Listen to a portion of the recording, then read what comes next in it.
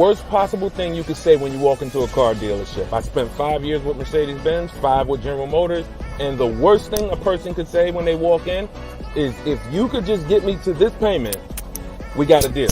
So your loan's probably still like 19, which means you got to pay to get out. You're upside down. It's called negative equity.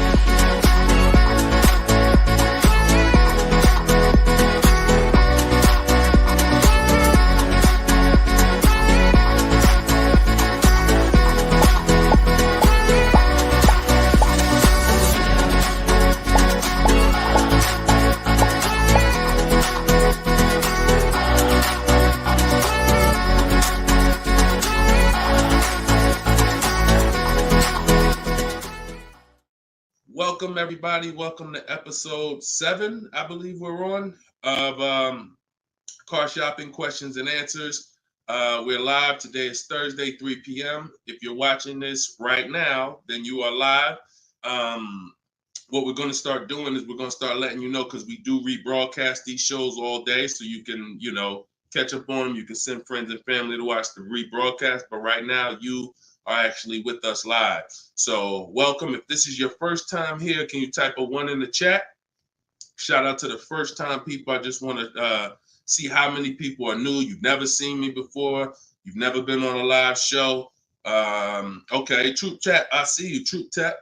Good to see you. I always like to know, because most of you probably have never been on a live with me before. What's up, Black Hummingbird? Great to see you. So hold on, I got Instagram on my phone here. And as you come in, first of all, I want to introduce myself, because you don't know me. My name is Deshone. I go by Deshone the Auto Advisor. I spent 14 years in the car business, 5 with Mercedes, 5 with General Motors, and 4 I ran my own brokerage. Now what I've been doing since 2020 is showing you how to get below market car deals on purchases, leases, used cars, new cars, everything from home. I'm the author of the book, the digital book, Cars from Home, 7 Steps to Saving Time, Money, and Avoiding Dealerships.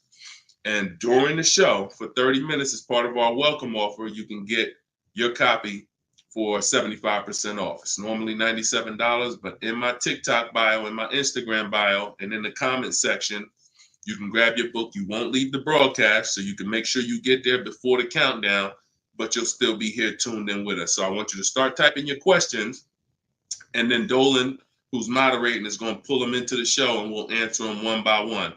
Okay? Start typing your questions. I see we already got one from Michelle here on TikTok. Bounce back. Type your question on Instagram. I see you. Type your question in. And could everybody who shares, share? I'm only talking to the sharers. I know who y'all are, and I'm talking to y'all. Shout out to the sharers. And I'm still trying to find out. I might do a giveaway once a show for the sharers only, but I'm gonna have to figure out how to see them. So I got to figure out, maybe you screenshot that you shared, and we trying to do something special for y'all above and beyond, because we can't grow this show without y'all. The ones who tell your friends, the ones who invite your friends, the one who tag your friends, the one who hit those share buttons.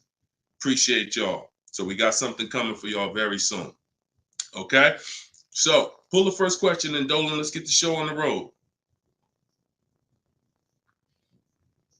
Okay, this one's from TikTok. Leasing and maintenance versus purchasing and maintenance. Great question. So with a lease, most times all you're doing is oil changes, tire rotations. If you got a luxury vehicle or import luxury vehicle, maybe they require like a brake fluid change. Like when I worked for Mercedes, you had a service A, service B, service A, service B. That's how it usually rotated. And the service B was, a brake fluid change, but it's pretty cut and dry because it's a new car. So versus purchasing, then you're talking about long-term maintenance. Then you're talking about, which if you got a good car, you're usually still doing those things up front. But as you own it long-term, now you're doing things like, you're doing the recommended maintenance. So you might have a 60,000 mile service, a 80,000 mile service, a 100K service. These are all things that come in the maintenance book. And with the lease, 99 times out of 100, we're not doing that. So, you know, it's a very, I'm not going to say we're not doing that, but if I lease, whenever I lease, I'm not doing those services because we're out of the car way before we ever hit that mileage. So big difference, big difference. All right, go ahead. Next one, Dolan. Let's go. Black Hummingbird, and y'all forgive me because I got a little something trying to jump on me, but I'm just gonna flush it out. Praise the Lord, and we gonna get through this. So y'all see me all congested, it's because I am, but we good. My car was totaled in an accident. Sorry to hear that. How long should I wait before I get another one? How long can you wait?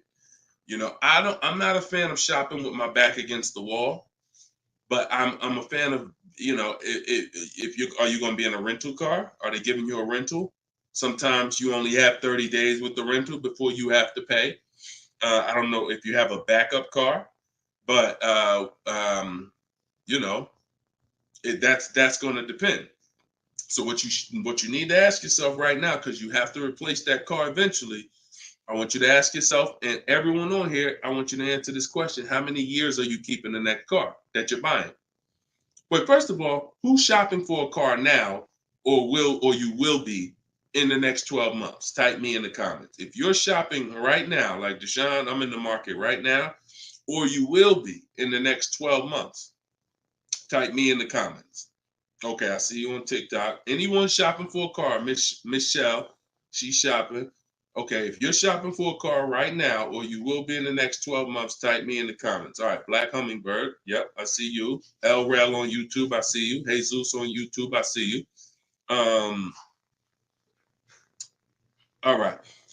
The first question I want y'all to answer, everybody, is how many years you're keeping the next car? How many years are you keeping the next car? This is very important because this is the buying versus leasing question. How many years are you keeping the next car is the buying versus leasing question. So your Black Hummingbird, when you shop, is going to depend on how long you have. If you got a backup car, then there's no rush. If you don't have a backup car, then you need to find out, are they giving you a rental, you know, because that's going to dictate. I can't really give you any more information without knowing that. So if you want to tap in, follow up, we'll try to get your follow-up question here. All right, go ahead, shoot the next one up, Dolan, and let's see if we can get the follow-up for Black Hummingbird. I'm shopping by used. I don't even know what that means. Go ahead, Dolan. Okay, this one's from TikTok. My third live, I need a used car by June 1st, so lost.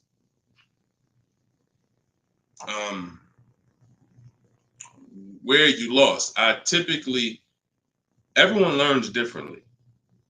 So you have to ask yourself, how do you learn?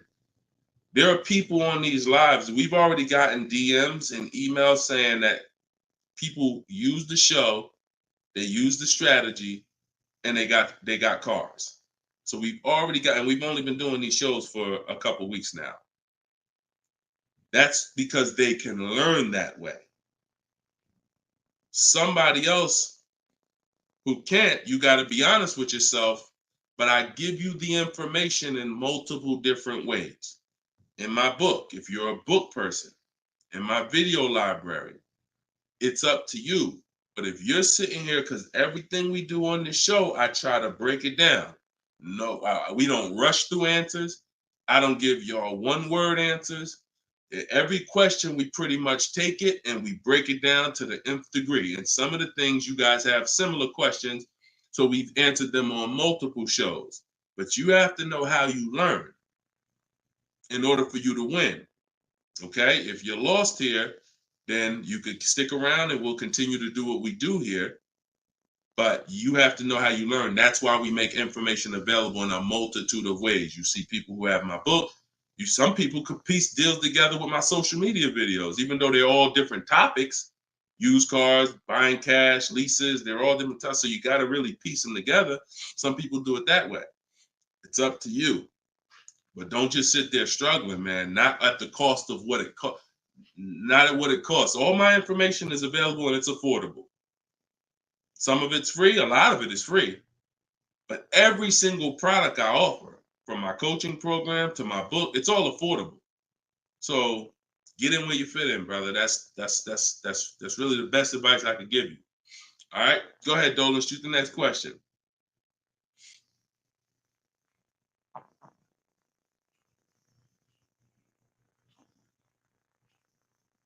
Okay, this one's from YouTube. LRel, what's going on? Peace, Deshone. I'm in the market for a used pickup truck for work. Never had one. How do I narrow down a reliable make model? Okay, so if I'm looking at you, the question you're asking is about the quality of the car, not finding a good one. So, example, let's just say there's a Dodge, a Dodge pickup truck. I'm just making this up, and that vehicle has a low reliability score. It doesn't matter if I go find a good one and I use my steps, the steps I'm going to go over with you to find a great used car, because the car overall has a low reliability score. Some Nissans have a low reliability longevity score because of their transmission. It doesn't matter if you use what I'm going to teach you to narrow it down to a great one, because the vehicle overall has a low longevity score. So I think the question you're asking is, how do I find a vehicle that has a good reliable one, and then I'll go shop for it. And because we could switch it. You could have a vehicle that has a high reliability score, high longevity score, but then you got a bad one because you didn't have a process on how to get it. So I think you're asking the first question, which is top level, how do I choose some good vehicles? And that's really Google, and we have a process. It's in our shopping process where we do a reliability check on every single vehicle. It takes 5 minutes to do. You're going to type in the specific year, because years change. You might have a 2019 that has low reliability scores. In 2020, they fixed it. So we got to make sure we're adding the year when we do this Google search. But if I'm looking for a pickup, I'm looking at like a 1500, and I'm looking at, what I need. Some people need 2500 if you need heavy duty or something like that. But then what you're doing is typing it into Google, and you're looking at all the competitors. I'm looking at the Toyota pickup. I'm looking at the Dodge pickup. I'm looking at the Ford pickup. I'm looking at the Chevy pickup. And then I'm just choosing, all right, which one of those do I like? All right, I like those two. Then I'm deciding which one I'm going to like. Now, if you're buying used, you can't test drive it, because you can't test drive a used car until literally you're ready to take it home. You can't go and test drive one here, because the one you end up getting may drive totally different. That's just the way it is with used cars. So oftentimes what you're doing with used cars is you're looking at it, you're looking at videos on YouTube, but you're going to narrow it down to what you like, usually what you see in supermarkets, parking lots, on the road. Oh my goodness. Lord Jesus, help me get through this. And then what you're going to do is you're going to do that reliability check. So you go to Google, you type in the year 2019 Toyota Tundra reliability. Then you're going to skim that first page. So that first page of articles is going to tell you all you need to know. If you see low scores, if you see 7 out of 10 reliability, just skim that. Don't pay attention to any site from a dealer. This is part 4. This is in my book, because this is step 4. Because the next step after this car passes this test is now we're going to shop for it. You can't skip this. So that's why this is a really good question. Some of you are skipping the process of doing a reliability, longevity, and initial quality check on the cars you're getting. And that's why you get cars that are in the shop every 90 days. It's not because you bought a bad one necessarily. It's because the car itself has a low rating. Transmission's going out on you because you didn't do a longevity check to see that that car is known to have transmission problems at 80,000, 90,000 miles. So if you skip this little 5-minute step, it could cost you thousands of dollars. So you want to do that reliability, skim those articles. And then because you're keeping long term, you're not leasing, you're going to do the same thing with longevity. So you're going to type in 2019 Toyota Tundra longevity. And that's when you're going to see what they're saying about the car long term. Does it, transmission issues, engine issues? Sometimes it'll say right at the top, these cars are known to last 200 to 300,000 miles when properly serviced. Then then the only mission is, all right, the car itself has great scores. Now I have to find a good one. Okay? That's step one now. Okay? That's where you start. Great question. Okay, go ahead, Dolan. Shoot the next one up. All right, we got Philip on Facebook. Would you say buying or leasing is better right now? Also, what about down payment with leasing? So, all right, you should never be in a position where you're asking yourself, should I buy or lease this car? Based on what you feel. Yeah, so I feel like I should buy. No, the buying or leasing question is based on how long you're keeping the car. I have something that I do that I teach called the 8-year rule. The 8-year rule says that if you're not buying a car to keep at least 8 years, you should be shopping for a lease. Reason being is there is no way for you to get a great deal on a car if you buy it when you should have leased it.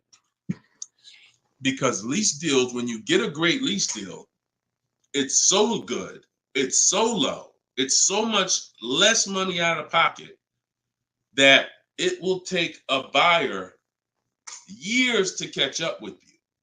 We did a scenario in the last show where we compared this deal that one of our students got, Frina, who uses my stuff. And anyone who's using my stuff is going to get these deals if you follow my process. It's not, you don't have to be great. You could be a bad negotiator. It doesn't matter. As long as you know how to use a computer and do copy and paste, you can get these deals. But we compared her deal, which she got at $579 a month on this $65,000 car, and we compared it to a purchase, which would be literally $900, $1,000 a month. So how do we make this decision? Very simple. If you are not buying your car to keep for 8 years, you should be leasing it, because in the middle, y'all know when I break this out, if you've been on the show before, this is the depreciation scale. This is how your car goes down in value. I know some of you have been taught, I want to buy my car, I drive as much as I want. I don't want to pay for the miles. But you're paying for your miles. Because check this out. You buy your car here for $30,000. A year later, even if you don't drive it, it's no longer worth $30,000. At best, it's worth $22,000. If you don't drive it 1 mile, it's probably worth $25,000. You lost $5,000 and you never drove it 1 mile. That's depreciation. So your car is depreciating like this. Year 1, year 2, year 3. That's why you flipping these cars, buying cars, trading them in 6 months, a year. You're losing at least $5,000, $10,000, but they'll hide it in a monthly payment. See, a cash buyer, you never do this. Some of you who are like, I pay cash, you never do it. You never buy a car, turn around, I don't like the car, I'm gonna trade this thing in. Because when you come in and they tell you, well, I know you just paid 35, but we can only give you 28. I just bought the car 6 months ago. You know what I mean? I lost $7,000 that fast? Yep, at least. You're like, all right, I'm not doing that. But with a payment, they'll hide it in a payment, and you don't understand. You just lost $7,000 in 6 months. So this is how you have to see this short-term ownership when you buy a car. My car is going down in value 20% the first year, 15% the third year. It's losing thousands of dollars. But if I keep it a long time, 7 years, 8 years, it starts to level out where I'm not losing that money anymore. If you have a car outside your house right now that you've had for more than 8 years, I want you to type the number of years you've had the car. Everybody on here, we're live. This is our 3 p.m. Thursday live show. This isn't a rebroadcast. So tell me right now, everyone who has a car outside, type how many years you've had the car. How many years? If it's 8, if it's 9, 10, 12. Had somebody on the last broadcast, somebody said they had like a 15-year-old car outside. You'll notice this, Gilda, you got an 11-year-old car outside. Here's what you'll notice. Your car is no longer losing value like this every year. Your car is no longer losing value like this every year.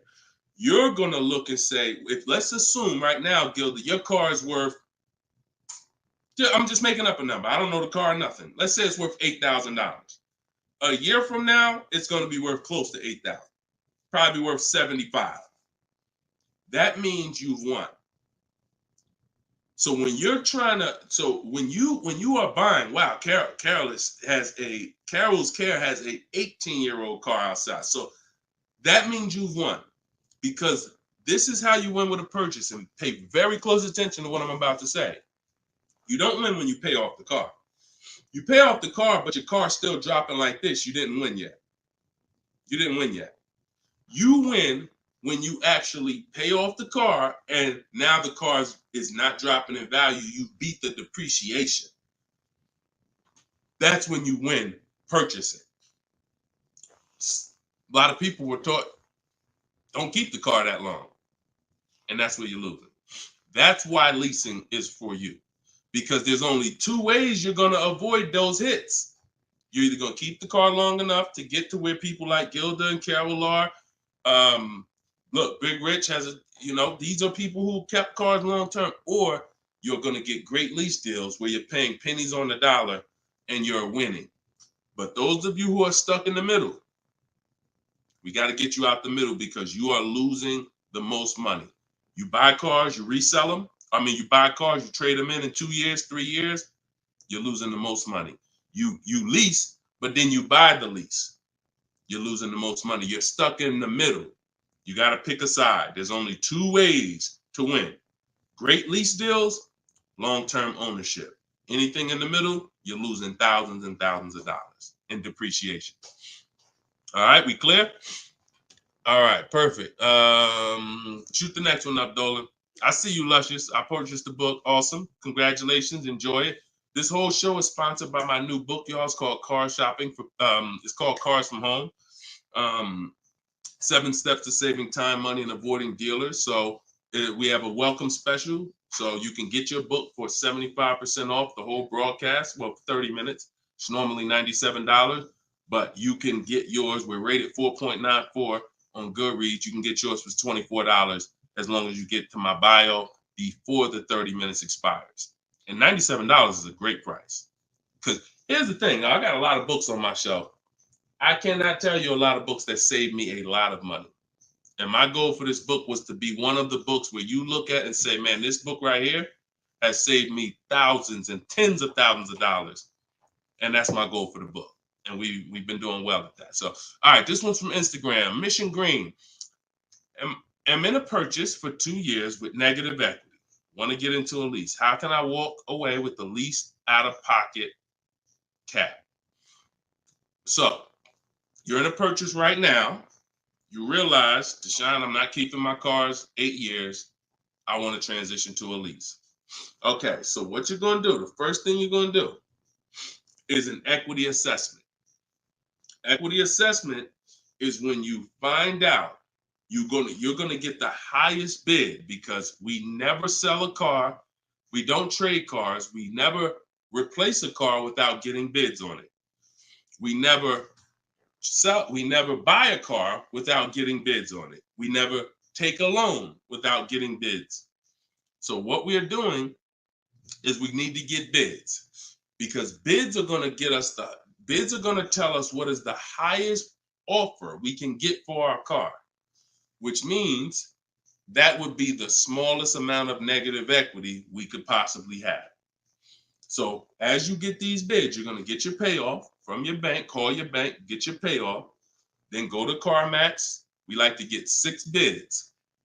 CarMax, Driveway, Carvana, Kelly's Blue Book Instant Cash Offer. Do not use kellysbluebook.com. It's nothing but a marketing website that it does us no good.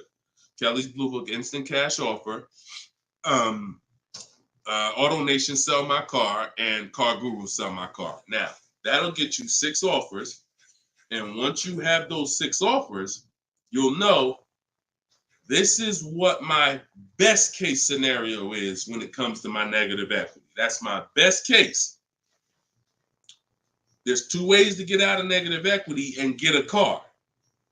There's 3 ways to get out of negative equity, but one of them doesn't lead to a car right now. So we're talking about the first option.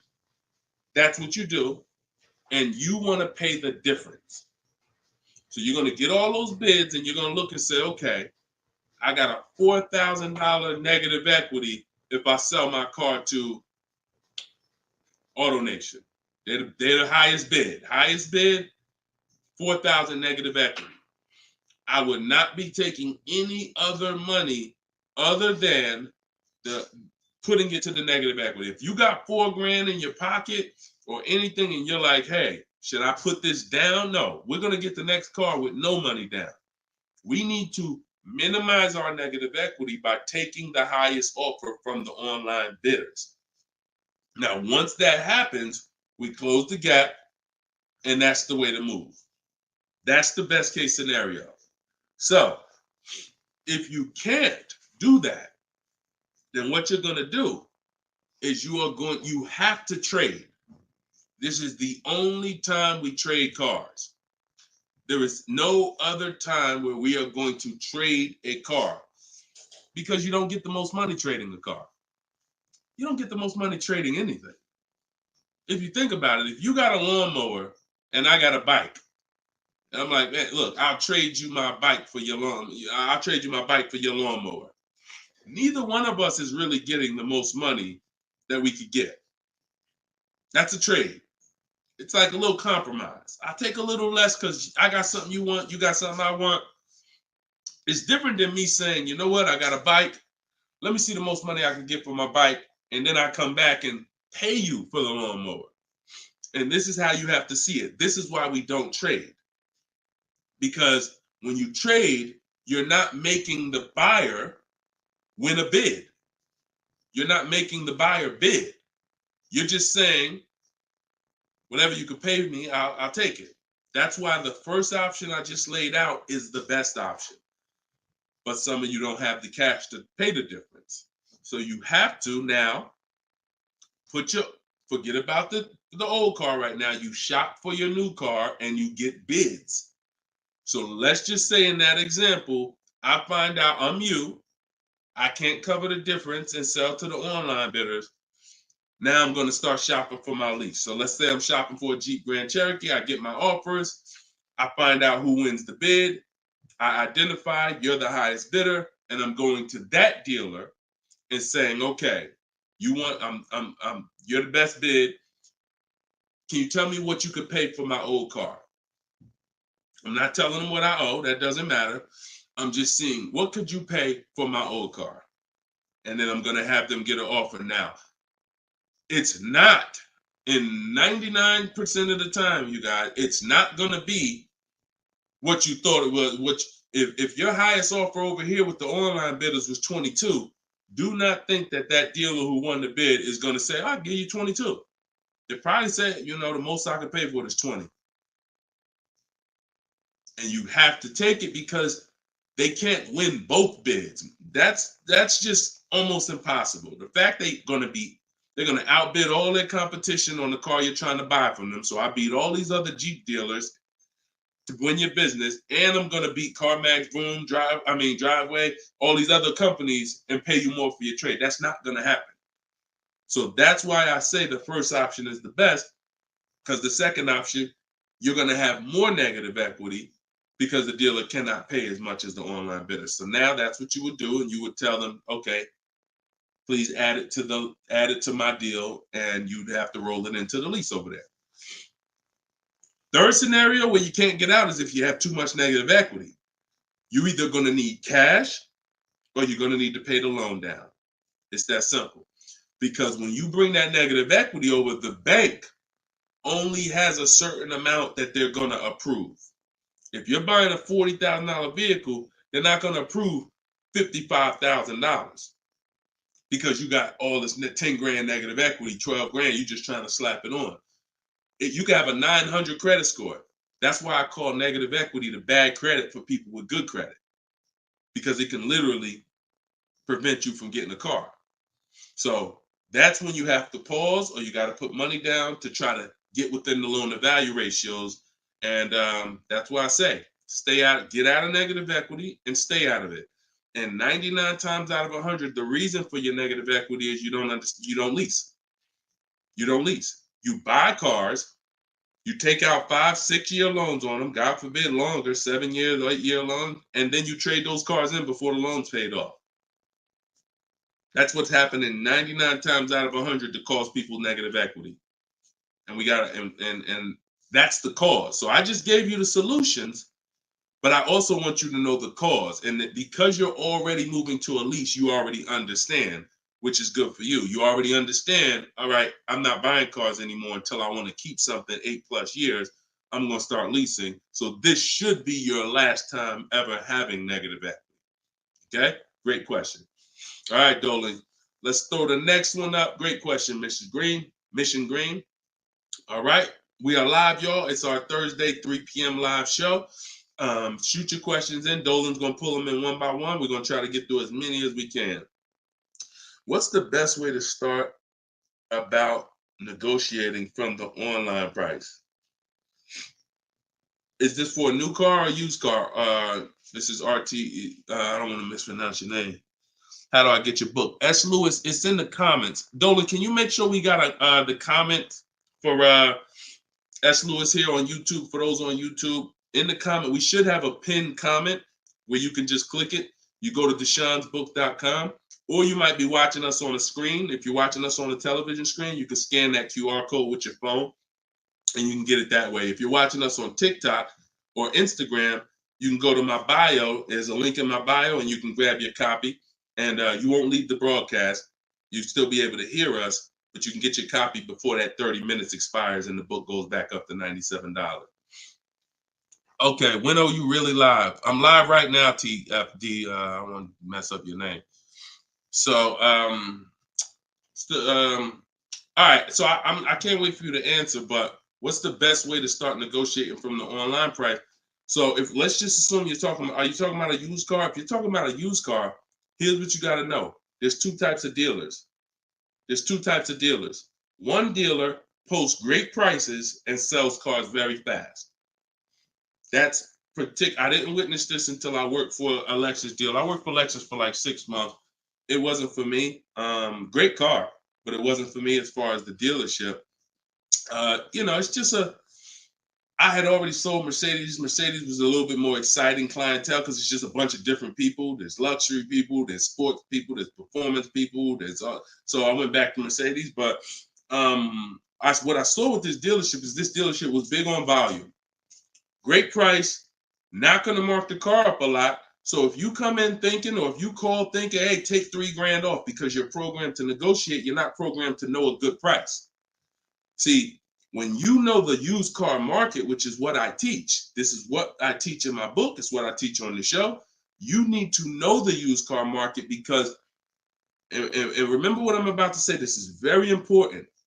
What's hurting you is you don't even know a deal when you see it. I've had people who are looking, I'm literally making them an offer that I know the dealership is daggone my manager don't even want to do this deal, but they need it. We need the deal.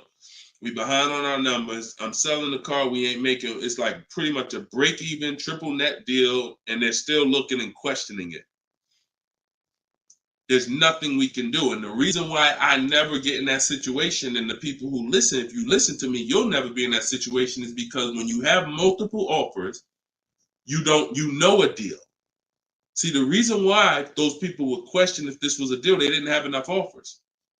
They didn't see that there's offers $2,000, $3,000, $4,000 more than the one I was making them to know confidently, Deshone, this is better than every offer I got so far.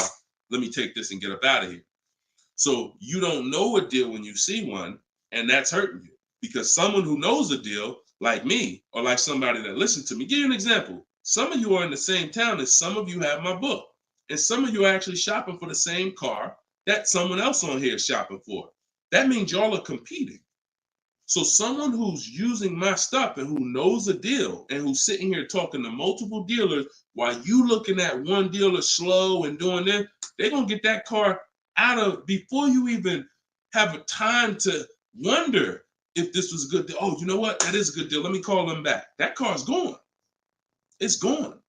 So that's the first type of dealer. They price the cars to sell and they're not going to be online for more than 24, maybe 48 hours, and they're gone. The other used car dealer is dealers who price them high and they prepare to negotiate.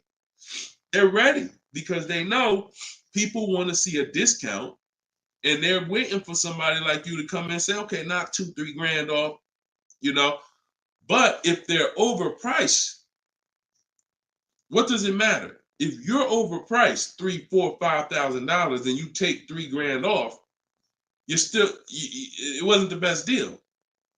So don't think so. Some of the best used car deals, when I bought my Infiniti truck, he literally only had $800 he could give me when I got there. I didn't ask for it when I was on the phone because, again, what I say, I'm trying to teach y'all the psychology. I don't want you to know everything that goes on behind the scenes. I just want you to know what to do. But every now and then I got to tell you why you should be doing this. When that car comes on, and that dealer knows this is the best price in the market, this car is not going to last for 48 hours. You call them and say, hey, could you do another 1,000 off? Click, not even interested. One, the car just got here. I don't know who you are. I don't know if you're serious. Listen, we ain't got no time for that. What we do when we find that best car is we know we've done all our research online from home. I'm on my way. Only thing I need to know is, has the car been smoked in? Because I can't see that online. That's the only thing. We verify that there's no fake fees, because some dealers will price a car low and then they add fake fees because they want you to come without even asking them about the fees. And the second type will, hey, the car's been smoked in, and if you don't ask them, you'll get there and be like, oh, car smells like smoke. That's the only two things we verify. No bogus fees. Nope, hasn't been smoked in. I'm on my way. Then when I get there, we test drive. Car meets our test drive. All right, boom. Can you do another 500 off, 700 off? Because I already know it's the best price in the market. See, when you know the market, you negotiate intelligently. When you don't know the market, you come in, hey, listen, take $3 grand off. You don't realize you look ridiculous. I don't want you looking ridiculous saying, yo, man, I can't do it. You haven't done your research. I don't want you leaving, oh man, that dealer don't want to make a deal. No, you didn't know a deal. And you leaving and you like, oh man, I'm gonna find somebody. So this is the science of car shopping online. This is the science. You gotta be able to know, is this car the best price in the market? If so, I'm not gonna ask for any discount until I get there. Because once they see me, I drove it, they know I'm serious. I know the car's the best price in the market. Hey, can you do another 500? Even if they say no, I know they won. All right, I won. But if they say, yeah, listen, I wouldn't normally do it because the car just got here, which is true. I know that. But, you're here. We want, all right, $500, we got it. Or, hey, look, can we split it? I really don't have the room. In which case, we know they're telling the truth because we know the market. You got it. We'll do it. This is how you get below market used car deals. You don't just stumble onto them. You get what I'm saying? Is everybody clear on that? Type clear if y'all are following what I'm saying. Clear if you're following what I'm saying. You're not going to accidentally stumble into a below market deal. It takes strategy to get below market deals. If everybody could get below market deals, they wouldn't be below market deals. They'd be average deals. Does that make sense? All right, glad we clear. I see you, Michelle. All right, shoot the next question up, Dolan. Let's roll. Let's keep it going. I see you, Rose, on Facebook. All right, Blooming Chosen One from Instagram. Almost done closing at 1%. Let's go. Come on. Come on. That's what I want to hear. Come on. If y'all don't understand, Blooming Chosen One is about to close a 1% lease deal. That means her lease pay, I'm assuming that this is a woman. I can't see, so forgive me if there's no picture. She's about to close a lease deal at 1%. which means her lease payment is 1% of the MSRP, no money down. I just want to make sure it's clear, chosen one. We don't, if it's money down, it's not 1%. It should be like $400 a month. I'm giving you $400, car's $40,000. That's 1%. So, any tips on techniques for finding great deals on insurance? I use Insurify or I use Jerry. These are apps that shop on websites that shop multiple carriers. And I know it's Kayak and stuff like that, but what I found is Insurify has like insurance companies that we don't know about. It's painful shopping for insurance unless you have something that's actually, because think about all the insurance companies around us that will want to give us auto insurance. We don't know about them now. Small companies, they don't have the advertising budgets. So you want a tool that's going to connect you with all these insurance companies, not just the big name ones that we all know, Liberty Mutual, State Farm, that got the, $1 billion marketing budget. Some of the smaller insurance companies, we want to get those offers. And so Insurify.com, I'm not sponsored by them. I just love multiple offers. So I love multiple offers. And so any tool that gets me multiple offers on anything, I love. So yeah, that's what I would say. So keep me posted. I told you I want to see your deals. See, she ain't even say what car she's looking at. That's how we know. See, people with no skills, all they talk about is the car. Just got the new Range Rover. Yep, just treated myself. Retirement gift. All they talk about is the car. And I'm not stepping on your toes, but you like Deshone, that's me. That's me. I know who I'm talking to. When you start getting skills and buying cars, making people bid 90 minutes from home, using my systems, the first thing that you're excited about is the deal. The car is second, but the deals, once this deal's closed, now I'll get excited about the car. All right, good job. Great job. I love it. Go ahead, shoot the next one up, Dolan. All right, from TikTok. Is it true that there is no need for down payment? That if you do it, it goes to the salesperson's commission. If you do it wrong, if you are doing a down payment, it's between you and the lender. If you go in and you're a payment shopper, then your down payment is usually going to go to commission. A payment shopper says things like, how much does that car cost a month? Okay, that's a little high. Could you get it to, could you get it like under 6? As a payment shopper. No idea about the numbers, just talking about payments. If you stop doing that, and if you've done that, see, I don't want to, look, I hope we're building a community here where people could be honest. If you've done that, type ouch in the comments. If you've gone into a dealer, looked at a car, and said, how much those run a month? What kind of monthly payments are on those? And I know that there's some people who are not gonna be honest, but this is how a lot of people shop. It's a payment thing. Yeah, okay. I appreciate it. I see. All right. I see we got some. All right, we got some people being honest in here. I see you. I see you, Michelle. I see you, Bye Lion. Not Michelle. So that's where you get in trouble. So what do you do outside of that? You separate the payments from the car. The payment you handle when you're shopping for, look, Byron on YouTube said, ouch, just experienced this past weekend. It's terrible out here. It's great out here for us, okay? It's terrible when you have no strategy. It's terrible if you're winging it. It's great out here for us. Like, and I'm not even saying that, underplaying that. Like, I've been doing this so long, and I got just so many people that done learn from me, and so many people getting cars. I got a private group, so I get to see this stuff. You know what I'm saying? I get to. If you guys been on these shows, I share people's stuff. I share Tope stuff. Greg's deal. This is our book, 4.94 on Goodreads. Get your book 75% off, or you can wait and miss the 75. You can pay 97. Either way, it's worth it. Either way, but $24 is better than $97. In my TikTok bio, you got 30 minutes, or in my Instagram bio. But check this out, Kimberly's deal. She saved 20 grand off her Maserati. Look, Bonita, middle of the pandemic. So we've been hearing since we started this whole thing, yo, it's terrible out here. Man, there's no deals out here. Middle of the pandemic. Look, December 2022. Blood in the streets. Kia Telluride, one of the most popular vehicles of the last 3 years. Bonita, from home. Kia, 2023. 600 down, 600 a month. People paying $800-900. It's people right now that's going to watch this broadcast that has this particular car paying $700,000-900,000 a month for it. This same vehicle.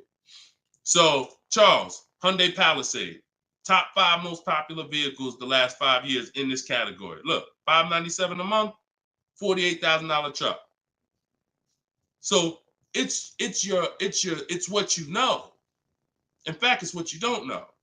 So I would tell you, yes, when you are winging it, when you shopping, when you just winging it, yeah, Byron, it's gonna seem like, man, it's horrible out here. When you step back and start using my bidding systems and letting these deals come to you, letting loans come to you, you're gonna feel like you're in control. You call the shots. Okay? So that's what I want everybody to know. It's all perspective. You know, somebody who's never had a fight in their life may be like, oh, shoot, I'm gonna lose this fight. Mike Tyson, he's not worried about losing a fight. And I hope he's not throwing this fight. So, another end. It's all about what you know. You learn better skills, you get different results. You keep the same skills, keep shopping like our grandparents shop, keep shopping like our parents shop when there was no internet, keep shopping like it's 2005, you're going to get those same results. All right? Everything I'm talking about, y'all, is in my book. This whole show is sponsored by my book, Cars from Home, 7 Steps to Saving Time, Money, and Avoiding Dealerships.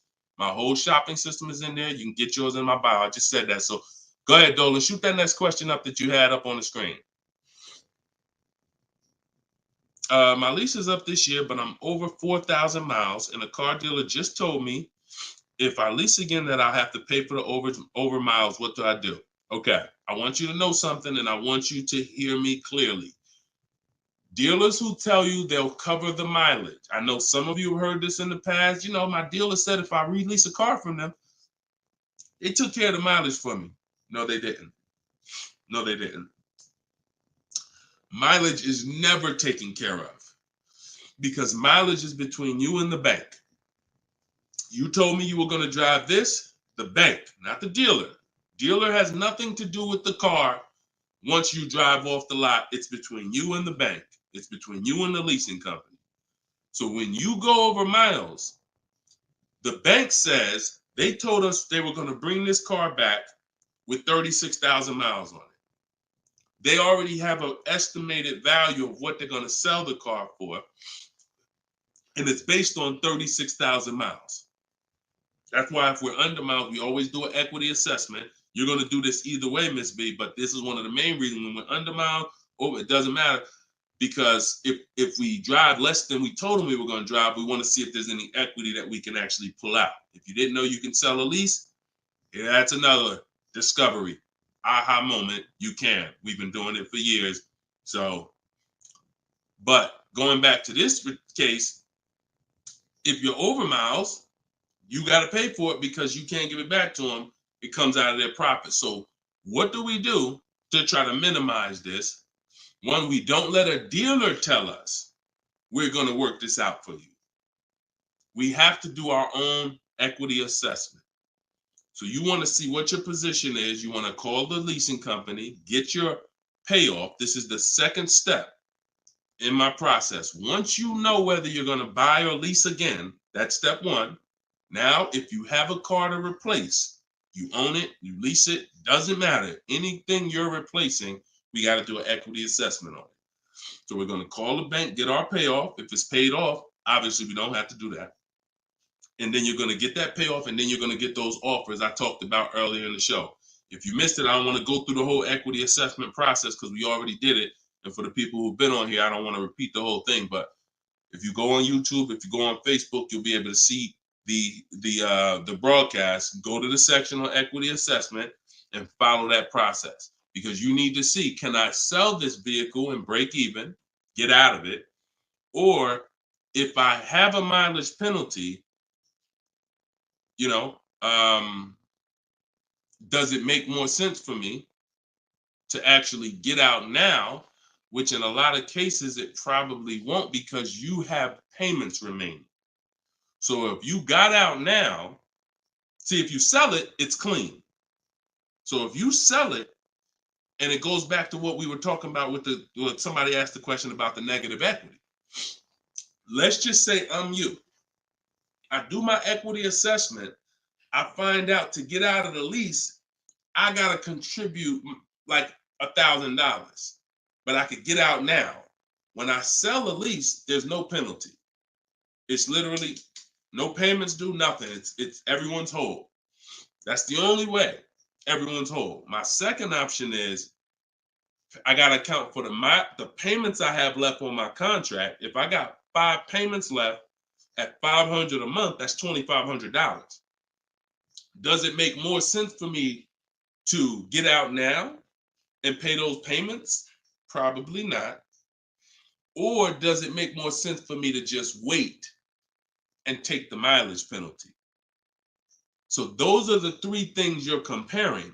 Selling the car, and you're seeing what's the least money that comes out of my pocket. What's the best of those things? Selling the car, getting out now and taking the payment hit, because all those payments are going to be due. They're going to have to be rolled over to your next vehicle, or driving the car until you get close to the end of the lease, and maybe maybe it depends on how much you drive per month. And maybe you're 8,000 miles over, and that's a $2,000 mileage penalty. So these are the things you have to think about. But I'm telling you that if you just walk into a dealer and say, hey, could you work this up for me? Now you don't even have the luxury of guaranteeing you got the best price on the car. So now, because they see you as desperate, oh, she needs help. She don't know what she's doing. So let's just work these numbers, move these numbers around, and tell her, hey, we got you to this payment. Does that work? Now you're a payment shopper and you don't even know. Just give me to a monthly payment that makes sense. You didn't realize that you overpaid, and they're packing that deal, and you overpaid by probably $4 or $5 grand because you wanted to let them do it. So those are 3 scenarios, and it all starts with the equity assessment. Because like I said, you might be able to do that equity assessment and find out, oh, I could come up with $1,000 and I'm out of this thing clean right now. Or you might break even. It depends. That's why it's always an equity assessment. Equity assessment is probably everything in our process is important, but my God, skipping the equity assessment, you're skipping probably half of your transaction. Okay? And if you don't know how to do equity assessment, watch the show earlier. If you have my book, it's all in there. It's up to you. Go ahead, Dola, shoot the next question. Bought your book. Thank you for doing this. Thank you, Michelle. Enjoy it. Use it. Use it and win. For the rest of your life, use that book. And it's a digital book, so you don't have to worry about when it needs updating. I just update it. You'll open it one day. Like, let's say you get your car now. A year from now, you open up that book and you're like, all right, I need another car. My spouse need a car. My child need a car. Man, wait a minute. There's different stuff in here. That's why you always keep the email I send you with the master link in it, because that's where I update the book. All of you who got the book, when you download it, don't save the email, because when you click that master link, that's where I update the file whenever something changes. So, and I couldn't do that with a print book. I can only do that with a digital book. Yeah, don't worry. I don't do trades, J. Paul. So if you ever see somebody selling crypto, all of that, like anybody with a decent amount of followers is going to have knockoff accounts. Like, I do car education. That's all I do. I don't do crypto. I don't do none of this other stuff. It's been fake Deshone the Auto Advisor accounts since we was on TikTok. We got 1.5 million followers on TikTok. The fake Deshone the Auto Advisor account started popping up. Nothing we can do about it. You got to watch it, though. Watch it. Okay, this one's from Instagram. Considering a lease of a Lexus electric vehicle. First time lease customer. Do you have any advice shopping for a lease premium electric vehicle? Same process. Same process. My system doesn't change. I'm gonna tell you, there's only one scenario where it changes, but electric cars, look, doesn't matter. Look, Look at Sean. Bids. F-150 XLT electric. Bids. $73,000 vehicle. He got it for 57. He saved over 20 grand. Bids. That's electric. Electric. You don't know what rebates there are. You don't know what's what. Rolls Royce. Bids. Popular cars. Bids. Exotic cars. Bids. Doesn't matter. Process is the same. The only time that bidding is not called for when purchasing the car is with Tesla or any manufacturer where the price is set. No matter where you go in the country, it's the same price. You buy Tesla in New Jersey, same price in California, same price in Minnesota. One price all around the country. You order the car. That's it. I don't care if you have GM supplier pricing. That everyone's doing a different price. Some people are not going to tell you. They won't tell you what the rebates is. Some people, oh, Deshone, I'm a Ford employee. I get Ford special pricing. Bids. Because 80% of dealers are going to lie and not give you the real Ford special pricing. Everything is bids. Put everything under there. All right? Go ahead, Dolan. Shoot the next one up, brother.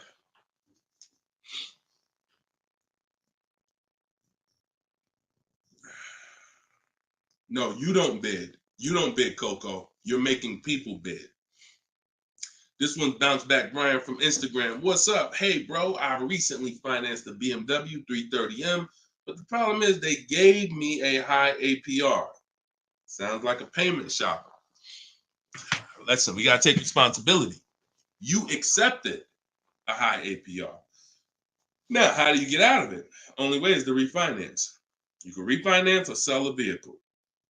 And so bids, what we do is, see, now let's just say for an example, you use our system we call the bank bidding war.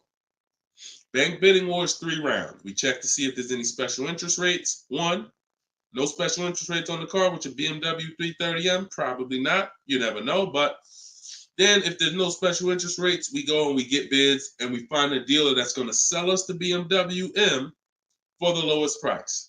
And it doesn't matter, popular cars. I had a young lady earlier this year. Well, no, that was last year. She was looking at the brand new X4M, redesigned, just redesigned, brand new body style. She got her offers. Best offer was $3,000 below MSRP. Worst offer was like $5,000 over MSRP. Brand new, newly designed, fresh in the country. No one's ever seen it. Bids, she got $3,000 below MSRP. When people are paying thousands more than that. So it doesn't matter the car. Now, once we, but that's that's the part where I say you separate the loan from the car. You separate the loan from the car. We find the dealer who's going to sell us the car for the lowest price. Once that's done, now this is when we talk about the second round of the bank bidding war, which is my bank, my credit union, online lenders, not the dealer yet. The dealer is round 3. The dealer's banks, the dealer's credit unions, that's round 3. That's the final round. Second round is I'm coming home, getting my bank, my credit union, online, giving them my information, going online, car loans online, looking at everyone that I can find that gives car loans in my area, letting all these people run my credit, because if you do this right, it doesn't affect your credit other than one hard inquiry. It shows all the inquiries on your report, but when you rate shop using the bank bidding war strategy, at the end of the window, it only weighs on your credit like one hard inquiry. But you got to do this in this small window. Takes 2 days. First one is all of those bank, that's the round 2. So now let's say my best rate from that round 2 is 7.9 interest rate. Okay, round 2's done. Now I'm calling the dealer who won the bid, who has my car waiting. I already reserved it. And I'm saying, okay, my bank or this bank gave me 7.9. If you guys can beat it, I'll give you the business. Now, round 3 starts with the dealer going to work. That's when the dealer's bank. See, the problem is the dealer was your first offer for financing, or one of your first offers. The dealer, when properly done, is our last offer. And so if he came back and at the end of those rounds, 8.99 was the best rate, you wouldn't have a question. You wouldn't be questioning it. You wouldn't be saying, oh, man, how do I get? You would still be considering refinancing because that's still the solution. Whenever rates get lower, you refinance. But you wouldn't be it wouldn't be they gave me that. It would be that was the best rate available at that time. So that's why you need to get bids for future reference. But in your case now, all you can do is find somebody to refinance the loan. And that's what you do. Type in car loan refinance online. Call your bank, call your credit union. Hey, I'm looking to refinance and see if they can be 8.9. Okay. For future reference, though, bank bidding war. Okay. And that's we gotta we need to. I want to get you to the point. You gotta. It's up to you. Use this. Everything I'm telling you is simple. Nothing I'm telling you is rocket ship building. This is all simple online processes from a computer. We got grandmothers doing it. We got introverts doing it. Doesn't matter. We don't even talk. Has anybody heard me say anything about talking? No. We're using online tools to get these processes done. That's why they work for everybody. If you had to talk, then yes, you could mess it up. But this is for the future reference. We want to guarantee that we got the best price. And the only way we're going to do that is with bids on everything. Okay? Go ahead, Dolan. Next question. Great question, though. All right. This one's from TikTok. Can24 Loco. Is a lease worth it if I know I'm going over the miles? You pick your miles. You pick your miles. I had somebody no, I don't even want to talk about him. Somewhere along the line they told him it was okay. So you pick the miles on the lease, and I would never in a million years pick less miles than I need. 10,000 miles per year, 12,000 miles per year, and here's what happens: if you see somebody who's intentionally picking less miles to save $20 and to go from 10,000 miles a year to 12,000 miles per year is probably like $20 a month. To go from 12,000 to 15,000 for most cars is probably another $25 a month. So the difference between 10,000 miles per year and 15,000 miles per year, 15,000, no penalties. Deshone, I know I need 15,000, but I took 10. So you're going to do 15,000 anyway, and you're going to be penalized for the 5,000 per year over at 25 cents a mile. Instead of paying the additional $45 a month, which would be way less than the penalties, because 5,000 miles per year, 15,000 miles over at 25 cents a mile is $3,750. $45 a month times 3 years is $1,620. Numbers are numbers. $45 a month more to my lease contract from the beginning, because that's the mileage I really need. I'm paying $1,620 extra over 3 years to have a comfortable lease experience, no penalties, and I can enjoy my lease.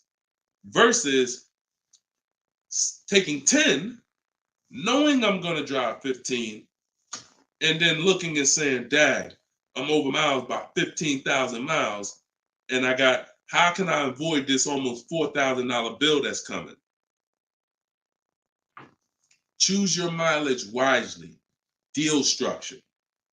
Step 3, I got a whole step in my process on deal structure. This falls under deal structure. So we never take a lease knowing we're going over the mileage. We just never do that. We're setting ourselves up to not enjoy the lease. For what? That's it. Step 3 in my process, I got part of deal structure. I got a section in my book on this, is choosing your mileage wisely, where you look and estimate how much you drive, Or if you have a car, you just look back and say, all right, I drive 12,000 miles per year. You can look back at what you drove. If you don't have a car, then you're just going to look and say, all right, how many miles do I drive to work? Okay, and you add the miles up, and you'll see throughout the year. Oh, plus I'm gonna take a vacation. I want to go down. I want to go on vacation 2 times a year. That's gonna be another 1,000 miles each. All right, perfect. I need 14,000 miles a year. It's a 5 to 8 minute exercise, but you haven't been taught to do it. So there's nothing in my. I don't skip anything because I've been doing this since 2006. I've seen thousands of scenarios working in dealerships, General Motors, Mercedes, thousands. And every time I see something that is horribly wrong, that's costing somebody money, I just made sure I added it to my process. Okay, I'm gonna make sure anybody who listens to me doesn't do that, because this is what happens when they do that. So we got to choose our mileage wisely to actually enjoy our lease. Okay. All right, y'all. Look, we hit 1 hour and 6 minutes. I'm gonna wrap it. I usually try to go like 1 hour and 15 minutes, but as y'all can see, I'm actually struggling to get through this. I need to go and get me some tea, and that's what I'm gonna do. This is our second show for the day, and some of you may be watching us on a rebroadcast, but right now we're live. We've been live Monday, Tuesday, just so y'all know, and I'll probably have a link in my bio by tomorrow to our calendar. But most days we're going live Monday and Tuesday, Thursday and Friday. We're going live at 12 noon Eastern time, 3 p.m. Eastern time. So that's when our show is going to air live. And every time you see us on a rebroadcast, we're going to have a sign on the top that says rebroadcast. So y'all know, okay, this is a rebroadcast. In case I couldn't watch the whole show, I was at work. So we rebroadcast all the time. But yes, always a pleasure, y'all. Let's keep winning. Shout out to the people who got my book. I appreciate y'all. Thank you to those who reviewed it, who helped us get to 4.94 on Goodreads.com. I appreciate you, and continue to use the book and continue to unlearn the bad stuff you learned about car buying. If you don't hear me say it, that's because I don't do it. And no one who listens to me does it. You hear somebody say, yeah, I was in the dealership. I was in there like 4 or 5 hours, but man, I was using what Deshone teach. You wasn't using what I teach, because we're not in dealerships more than 30 minutes. 30 minutes, tops. If we in there for more than 30 minutes, you could clearly say, this ain't what Deshone teach, because I'm only here to test drive, or I'm only here to pick up my car if they don't deliver. That's the Cars from Home way. So you can get your book in the bio, 75% off, as long as you didn't miss the countdown. Even if you missed it, it's $97. Great price, but all right. Let me get up out of here, y'all. And always a pleasure. God bless y'all. And make sure you like and subscribe if you enjoyed the content. Tell a friend. All right. I'll see y'all on the next show. God bless you all.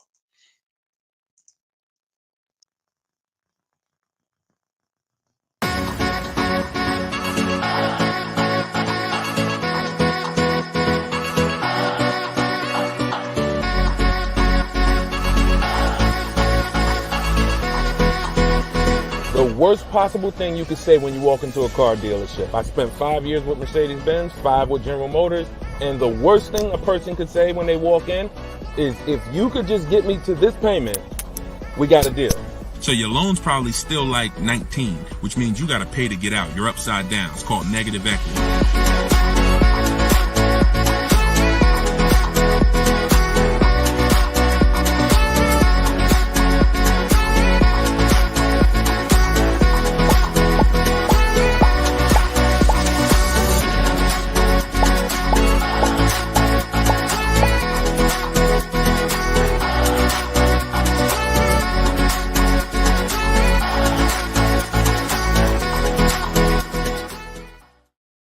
What is going on, everybody? Welcome to episode 9.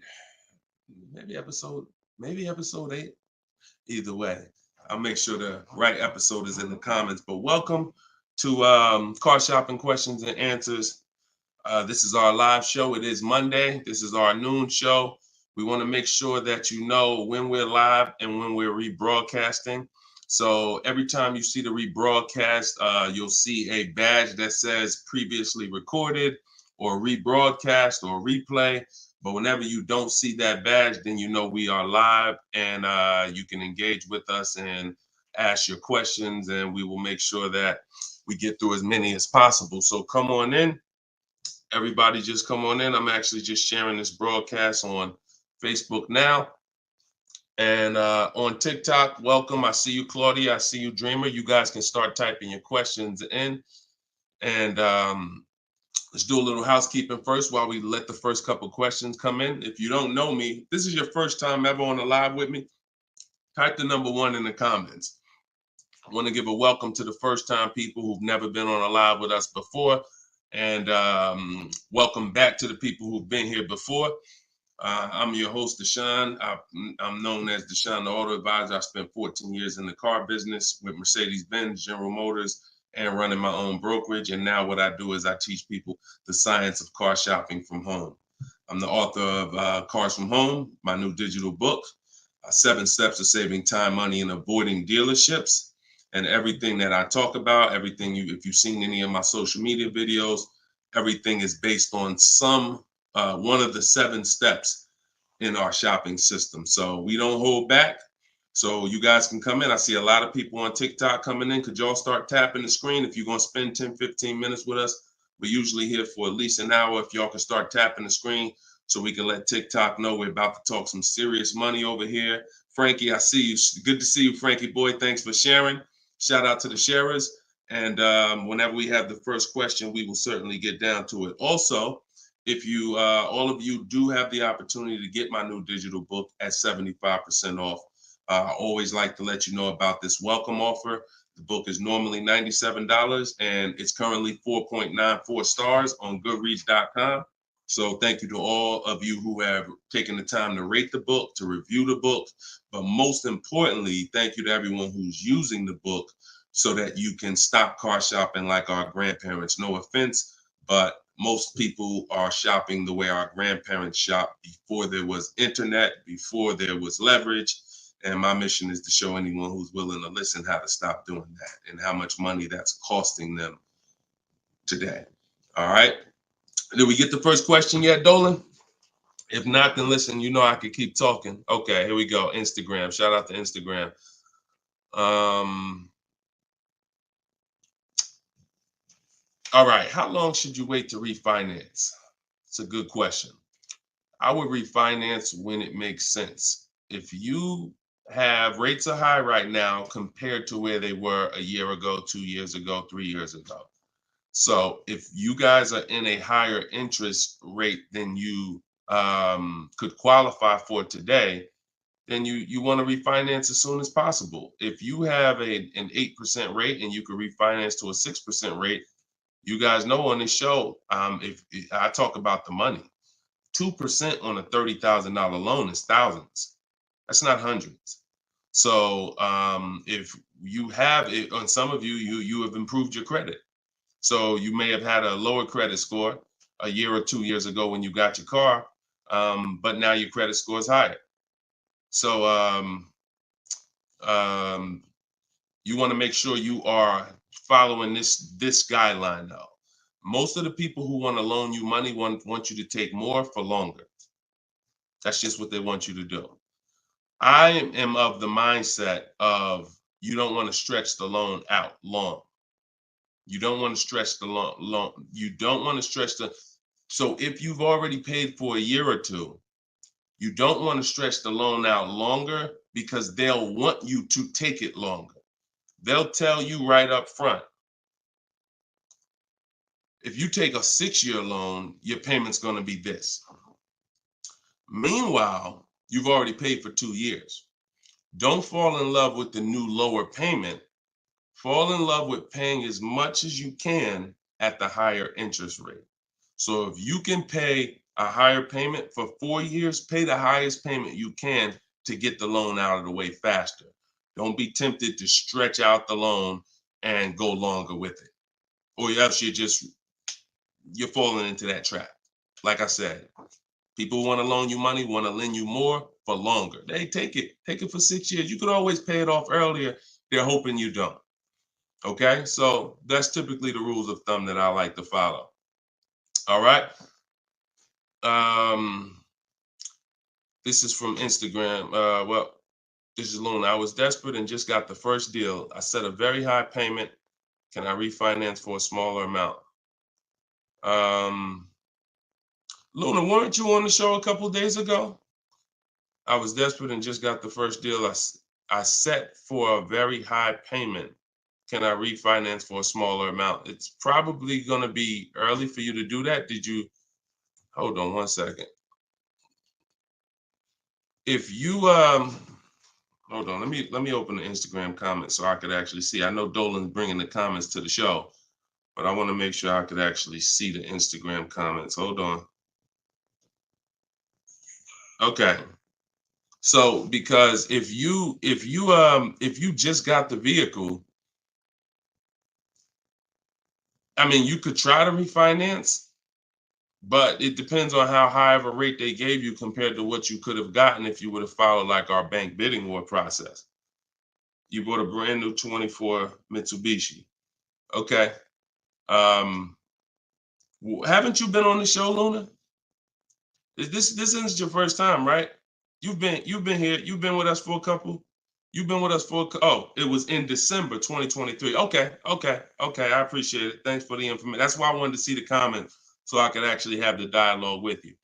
Yeah, I mean, that's all you could do. You could try and you could try to refinance online.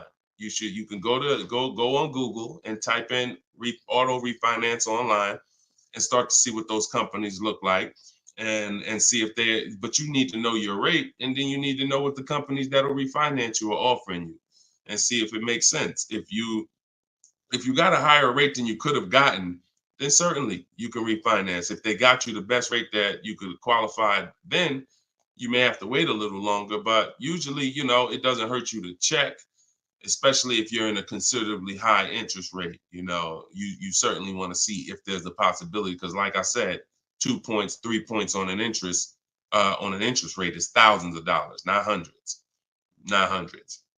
All right, TikTok, y'all gonna spend some time with us. Can y'all tap the screen and shoot the likes up if you're gonna talk money with us?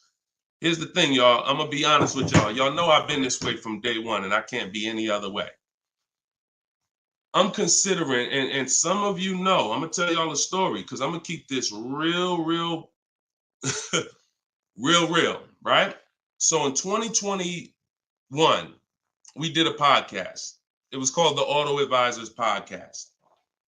The Auto Advisors Podcast got 10,000 downloads in the first 90 days, which was a great metric for a new podcast. I stopped it. You know why? Because we're in the way the podcast is, and I'm just keeping it 100% with y'all. I'm never gonna stop doing the information, but if people don't engage with the show, then we'll just keep the rebroadcast going. The rebroadcasts are great. I'm 100 for my lifestyle, for my getting the information out. We do tons of free social media videos. I just don't want y'all to be questioning, Dad, why Deshone not doing the live show anymore? Because the live show needs to make sense. I've been telling y'all to share. I look at the shares. I see the people who come regular. I see not a lot of people share. All good. I just want y'all to know that when you can't ask the questions and you got to just do the rebroadcast, that's going to be the reason why. That's really going to be the reason why. Because we can sit back and we can let this live stream go 24/7. I love it. Dolan runs it. It's great. We sell a lot of books throughout the day. People get their questions answered. It's great.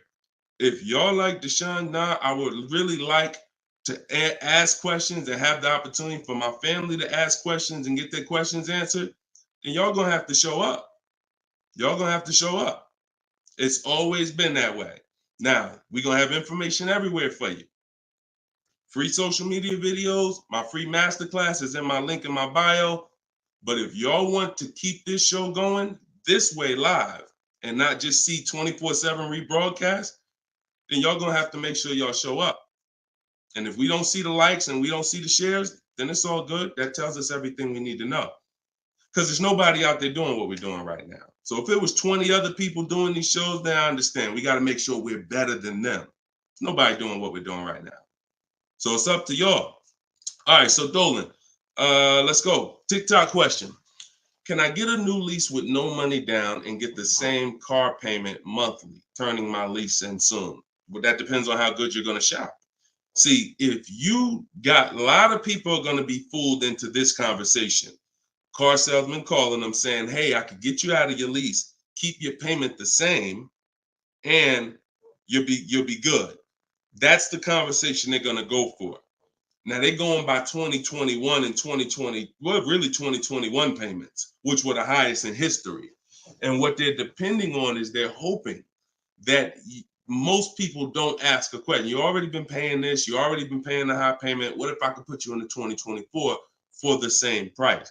Meanwhile, those prices that you were paying were ridiculously high. All through the pandemic, most 99 probably percent of people were paying ridiculous payments. That's why I always show Bonita. So when you look at Bonita, Bonita is the one who got one of the most popular vehicles during the pandemic. It was a Kia Telluride 2022. She got it for $600 out of pocket, $600 a month. It was like a 1.25% lease. How? Sitting at home and shopping offers. So to answer your question, don't comply. Your deal is going to be based on how well you shop. And what I'm teaching you to do is to stop going into dealers because 80% of them are overpriced. So you're going to go into a dealer, do your test drive, and then you're going to come home and you need to get at least 5 offers. Now you could do it my way. In my book, I have a strategy called the 25 to 5. We go online, we go to the dealer's websites, we put in what we want, 25 dealers' websites. It's a copy and paste template. Then we have conversations by email because out of those 25 dealers, figure about 10 are going to have a car we want. And then we're looking to get 5 to 7 offers. If you shop the right way, you're not shopping the right way if you don't see a $150 to $200 difference between your offers. You're just not shopping the right way because we know I've helped. Personally, we have about 1,600 people in our car shopping course, in my coaching program, and we probably have about 6,000 people who have my book. That's enough data for us to know when people send me their deals, 80% of dealers are overpriced. What's the message then? If you don't get 5 offers, you're going to overpay.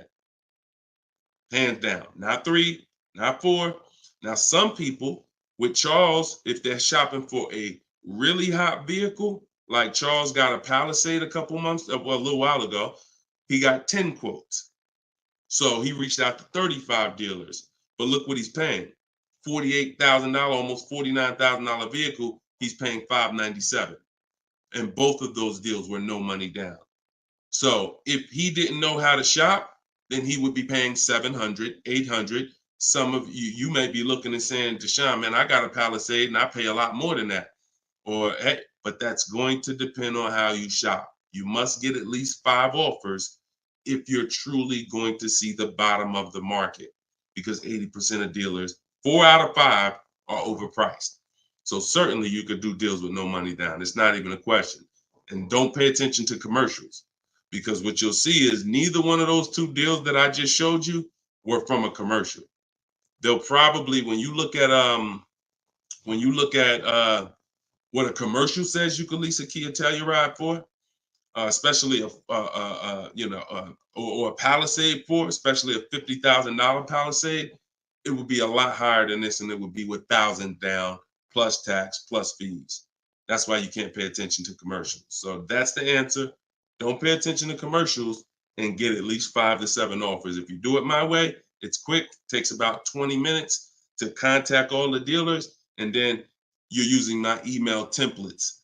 Because what you got here, this is very important, you guys that are going to have conversations with dealers by email. You must know how to keep the conversation on your terms. You must know how to keep the conversation moving forward when people ask you, hey, can we get on the phone? Hey, can I get your phone number to call you? Hey, when can you come in? You must know how to have the conversation stay on your agenda. That's why I wrote the scripts. But even if you're not using my book and my scripts, make sure you are committed to staying the course, that you're not getting on the phone, you're not coming in, and that you're going to be shopping from home. Okay? Because salespeople will try to get you to come in. All right, go ahead, Dolan. Shoot the next one up.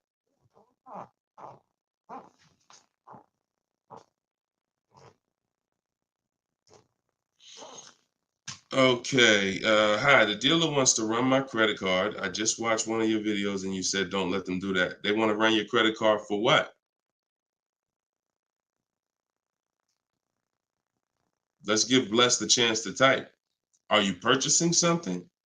They want to run your credit card to run your credit? Or did you mean they want to run your credit? What are they trying to run your credit for? I mean, your credit card for.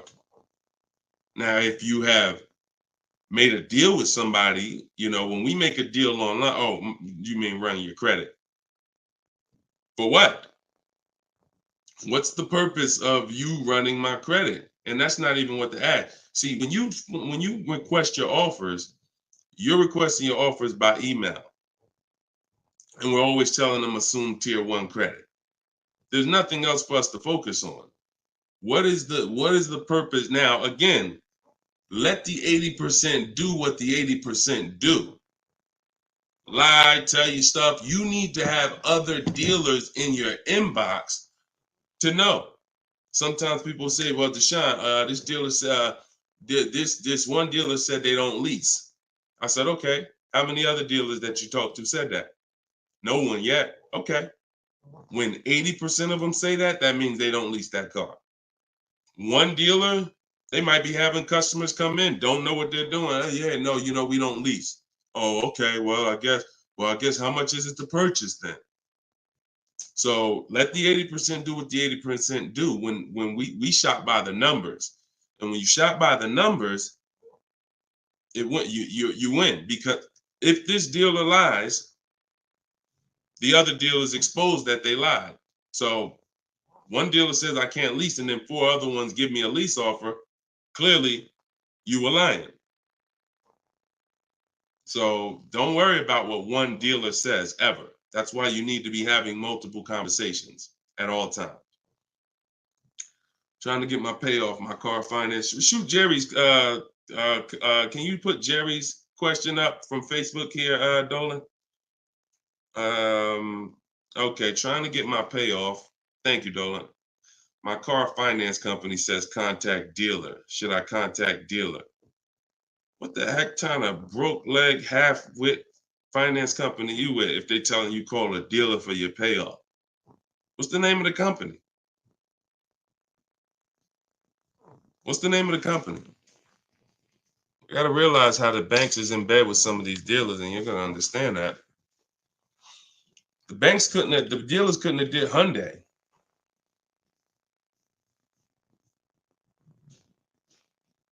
Why would they tell you contact the dealer for your payoff?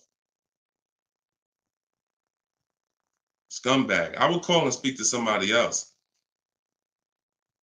The dealer has nothing to do with the car. If you don't pay that Hyundai, you don't pay your payment for 3 months, is the dealer coming to get the car, or is Hyundai coming to get the car? No, forget about the dealer. The dealer is just a franchise. They're there to sell you the car and put the deal together. Once you drive off, it's between you and the bank. It's between you and the leasing company. So why would the bank be telling you to go to the dealer? It's kind of like they're sending you, all right, so if you're calling for your payoff and the dealer says, oh, well, I'm going to charge you this much and this much and this much, because people will try to get their payoff, or people tried to buy their leases out, which is a terrible idea in most cases, but people were doing it and dealers were charging them a lot of money on top of their payoff, charging them fees on top of the payoff to buy their own lease. So I would call Hyundai and I'd ask for somebody else. I literally try to escalate that. Can I speak to a manager? Can I speak to somebody? Why are you telling me to call the dealer when the dealer is not who? The dealer has nothing to do with the car anymore at all. From the day you bought it, it's between you and the bank. You're the one that I owe. Why can't you tell me my payoff? And I would speak to somebody until I can get somebody on the phone who could give me an intelligent answer. That's ridiculous. That's ridiculous. TikTok quiet today. Y'all quiet on TikTok, boy. What's going on? Are y'all gonna send questions in? Let's keep them coming from Instagram then. TikTok, y'all usually be the ones sending the most questions. Let's go. What's up, Ron? What's up, James? Let's go. Type in your questions if you want. Let's go. We'll be here for about an hour. Deshone got the ebook. Sent email templates out, got responses, perfect. Using the counter offer calculator, perfect. And they usually, and they either stop communicating or say I have to come in to do any further negotiations. We have scripts for that. We have scripts for that. No, none of the other dealers I speak to have said that. Just go to the script. Every single thing is a script because I know what they're going to say. I had to use those same templates. So always keep the conversation. When you make the last counter offer, it's always a question. That counter offer is a question. So now when they come back and say anything, you look for the script that replies to that and keep the conversation moving forward. You know, once you send the counter offers, now you're just getting to the point where you're trying to see who's the best one. That's it. The counter offer calculator makes counters based on the best offer. So whatever that best offer is, it counters everyone. See, and they may stop communicating because they're already high. So if somebody gives me a 1.1% lease and other people give me a 1.4, 1.5, 1.6, when I counter, I'm countering based on the 1.1. Because once one dealer gives me that type of discount, I know that y'all just choosing not to. That's why if they say, how'd you come up with that number? The script is always, it's a little bit lower than my best offer I have already. So they know you can act like this is the bottom price that you have, but we already have the best offer here. That's why we always put in the offers, and the counter offer calculator creates the counter offer based on the best offer. I don't care if none of y'all reply anymore because y'all already showed me y'all are overpriced. So I'm gonna let you know that based on my counter offer, I know this deal could be done. And if the lowest offer, which may happen, says, look, I don't have no more room, I gave you the best, and I snatched that offer. As long as you got 5, then that's really the bottom. And that's the purpose of the counter offer, is to make sure before you close the deal, you have made a counter to make sure you know where the bottom is. But don't let them respond. Forget it. They probably, oh, he made this low offer. You know you could do that deal, but that's all right. I'll get the car from your competition. All good. All good. All right, next question, Dolan. All right. All right. That might not have any other questions. I have an isolated event. Car was totaled. Check getting cut this week. Can I pay to speak with you 30 to 60 minutes for the single purchase? No.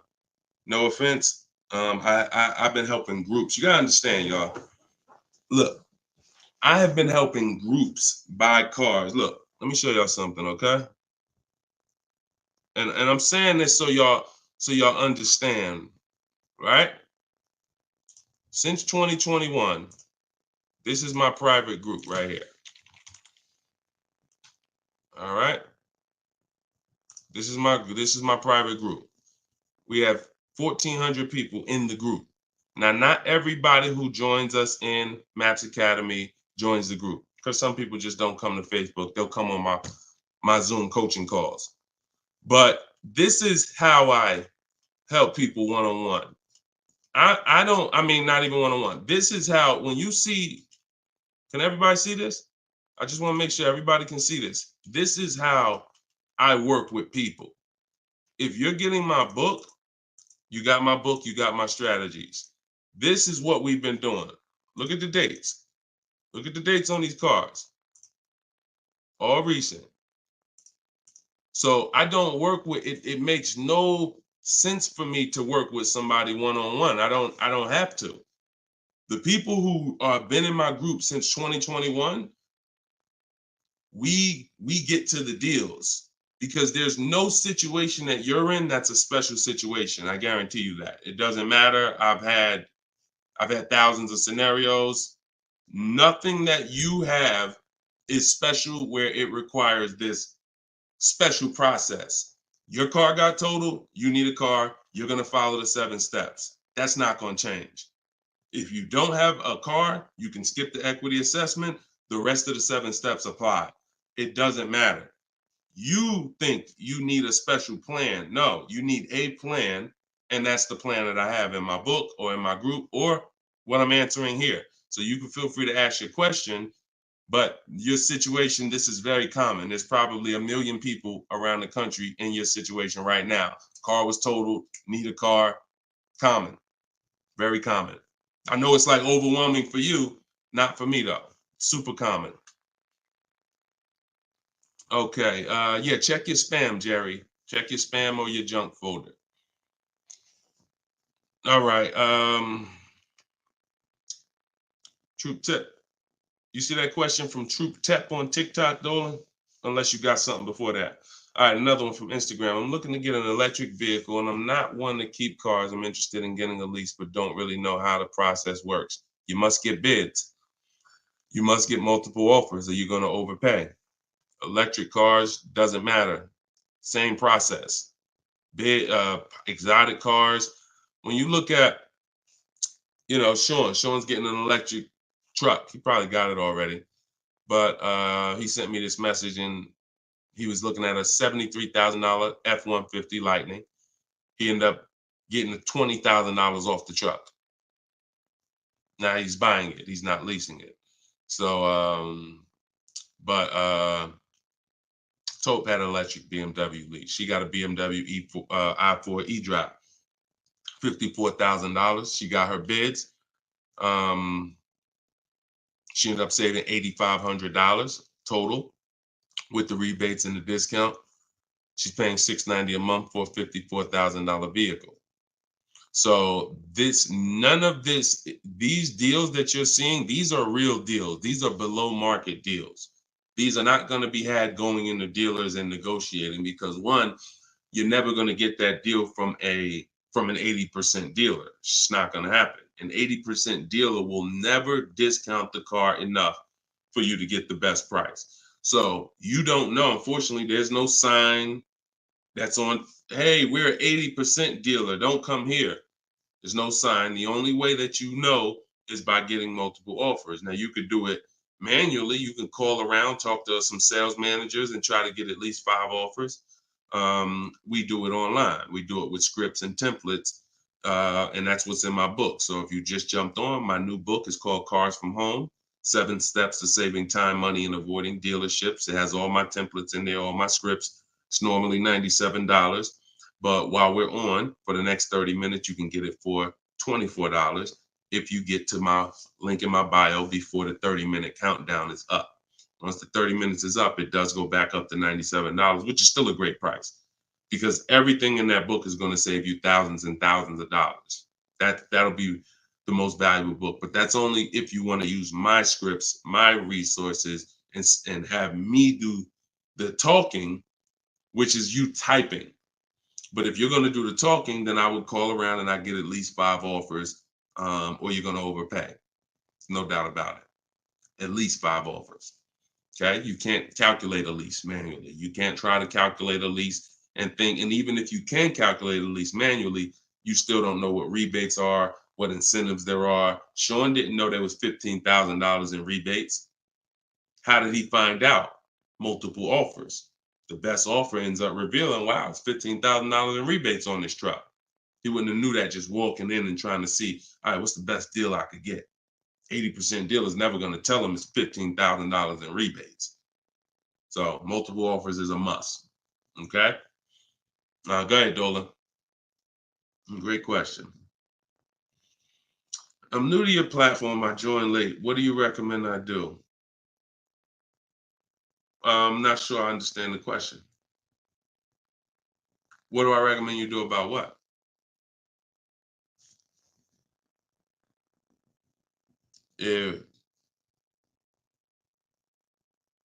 Yeah, Troop Tap.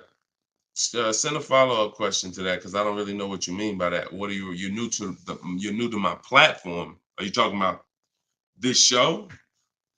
Just be a little bit more specific with your question. Let's see if we can get you an answer.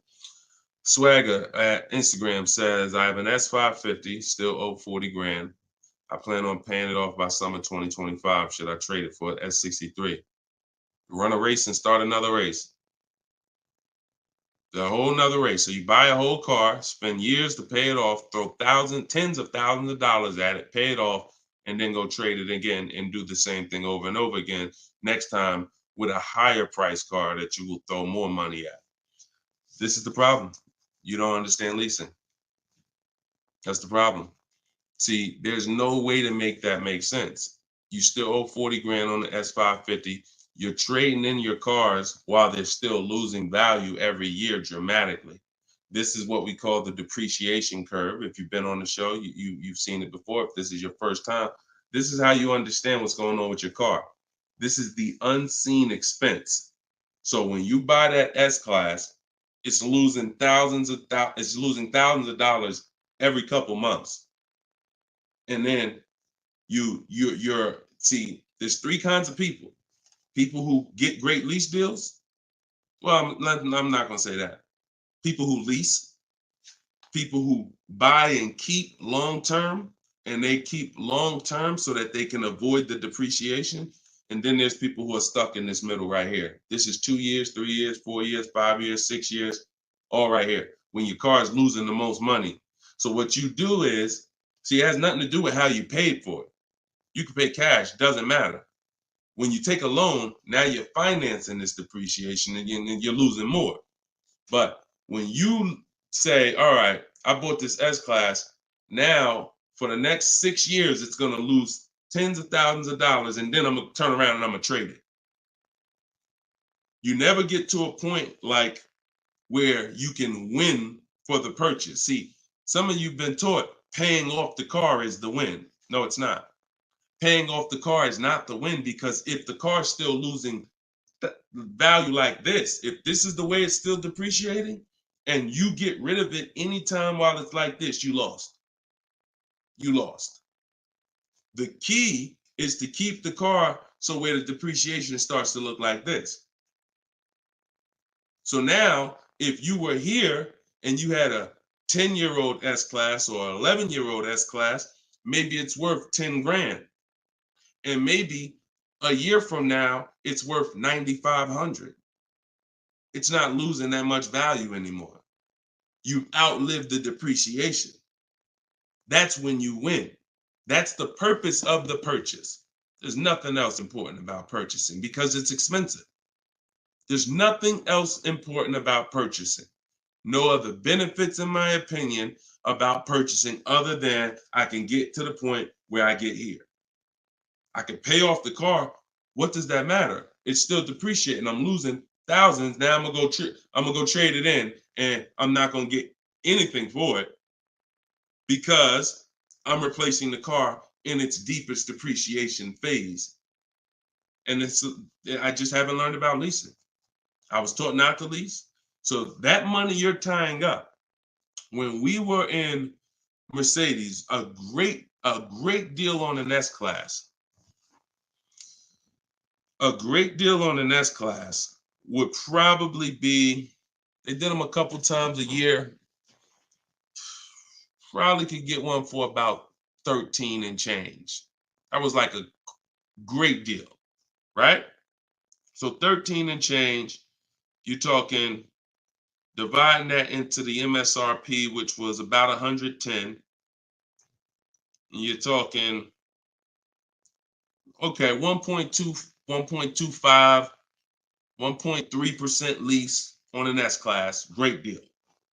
Now, y'all know I always teach the steal is under 1%. You're really not going to ever see an S-Class lease under 1% unless they just really want to get rid of them, but that's really never going to happen. 1.2, 1.3, 1.5 is the max. You're paying too much for a car you're leasing. But I want to give you a scenario.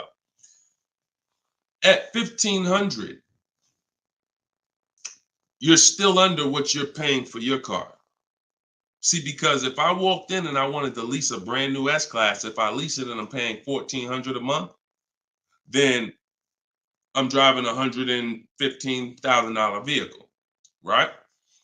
Now, if I decide I'm gonna buy that same $110,000, $115,000 vehicle, every $1,000 is about how much per month, everybody, if you know.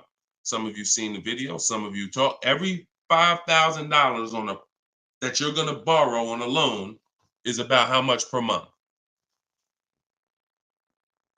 $100.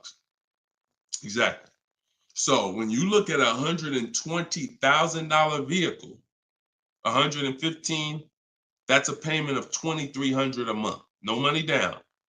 See, we don't talk money down because money down confuses you. In a lot of cases, it confuses you.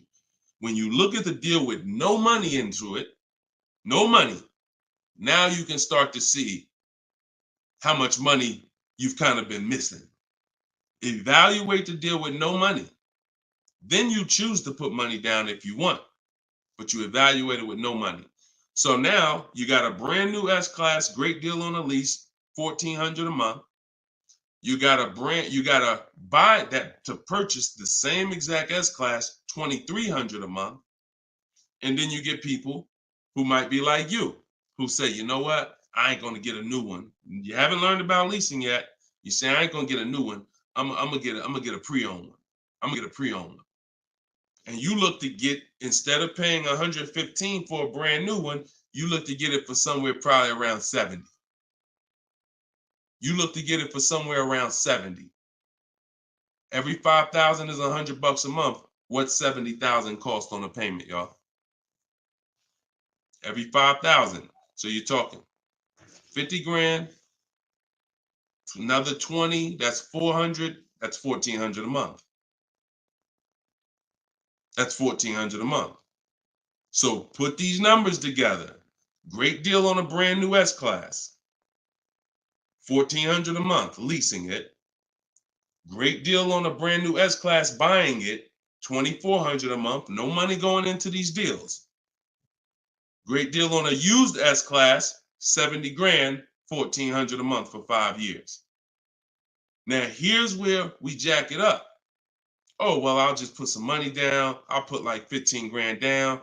I'm going to take a 6-year loan, God forbid, 7-year loan, stretch the payment out, try to get that payment around 1,000 a month. You don't realize you can't change the numbers by putting more money into it. That doesn't change the actual overall. If 15 grand comes out of your pocket up front, that doesn't change the fact that of the numbers. That's why I break down the scenarios with no money down going into them. So what I would say, if you need to decide if you're going to keep the S-Classes long term, then you should be buying them. If you're going to keep them 8+ years, then you should be buying them.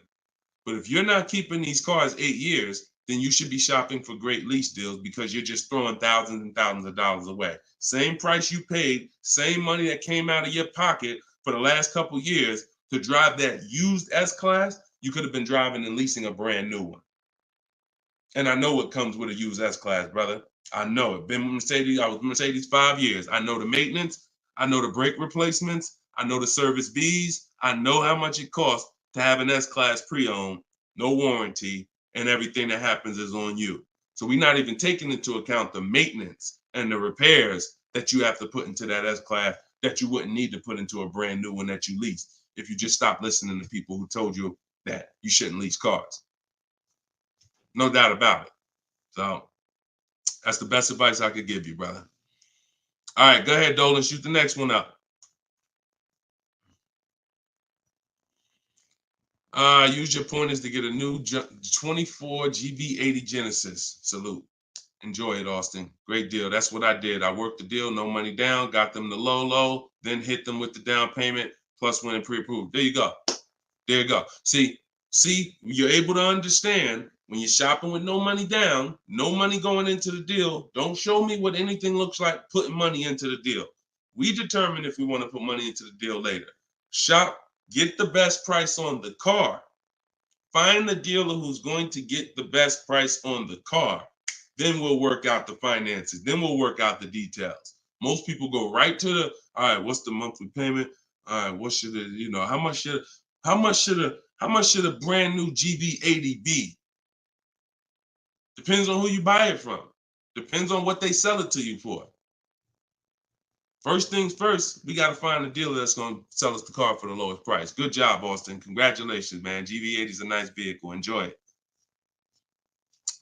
How much should CPO normally charge? How much should certified pre-owned normally be charged for Genesis G70?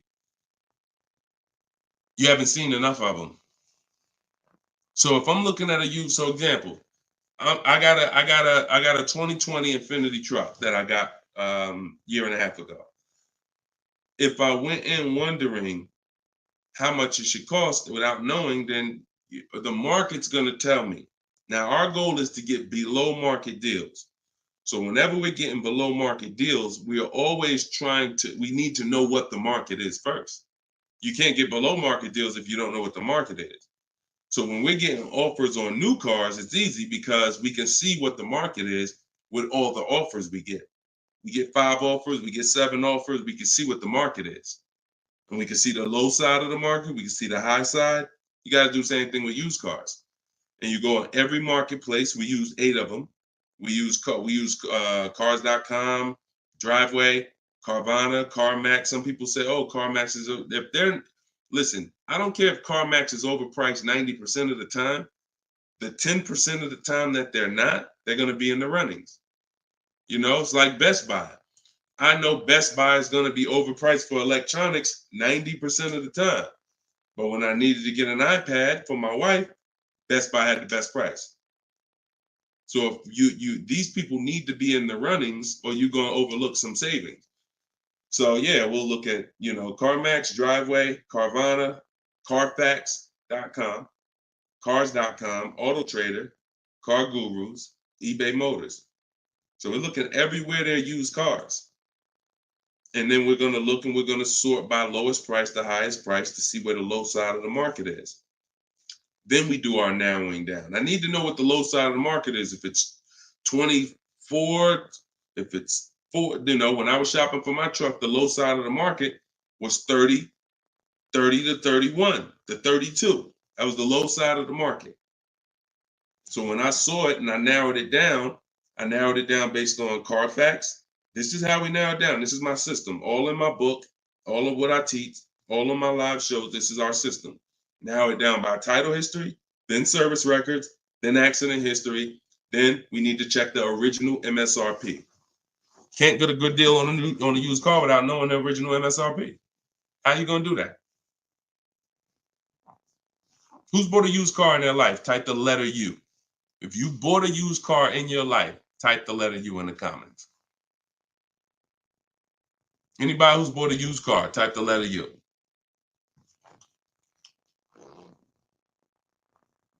Okay, Cash, I see you. Andre and TikTok, I see you. Okay, Cash, all right.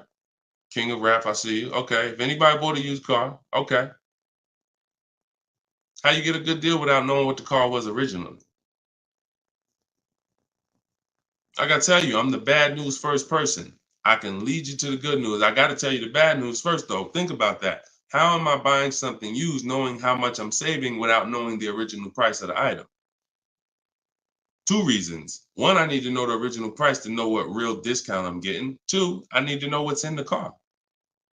So when I narrowed it down to I had 4 Infinities that I had narrowed it down to. They were all white.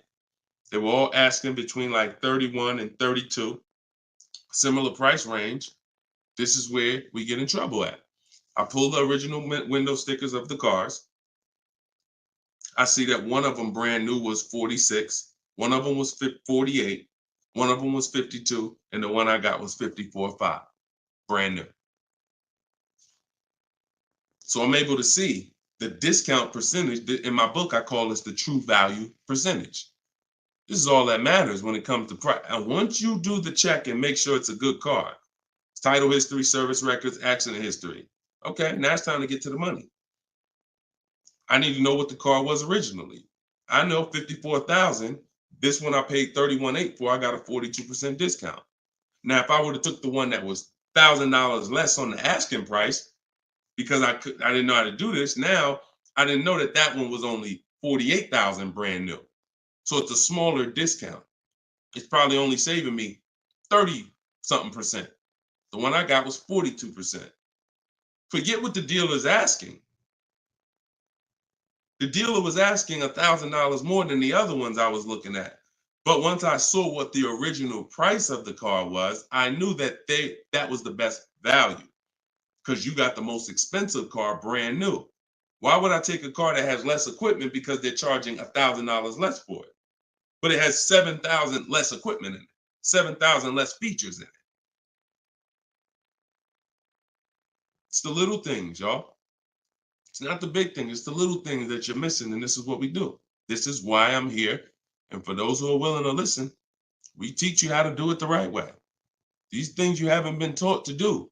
And once you hear it, you're like, dang, that makes sense, right? How the heck? Why wouldn't I want to know what the new price was? Don't even know what equipment's in the car. I knew the day I got the car, it was an edition 30. I saw the original window sticker, remote start, all these features, backup cameras all around, black mirrors. I saw all of that because I got the original window sticker. These are the things you must do. And the last thing we do is we verify there's no bogus fees before we go to the dealer. Because some people will be in the lowest prices online, but they have no intention to sell the car for that price. They want you, they're depending on you to come in because they know other people will, untrained, no strategy, walk right in. Hey, I saw the price online. Okay, yeah, sit down, sir. Let me do these numbers for you. Price goes up by $5,000. No intention. So you wasted your time. I'm listen, God bless you. Yo, Deshone, I'll just walk away. I'd rather not walk away. I'd rather you not have to walk away. And when you truly learn the science and the right strategies of shopping online, like I'm teaching you, you won't be walking away because all you lose when you walk away. Still need a car, don't you? Somebody else just gonna buy that car. It's not like you like, oh, I'm gonna put a sign out. Nobody buy this car. They wasted my time. That car gonna sell. So it's best to learn, how can I make sure I never put a dealer in a position to waste my time?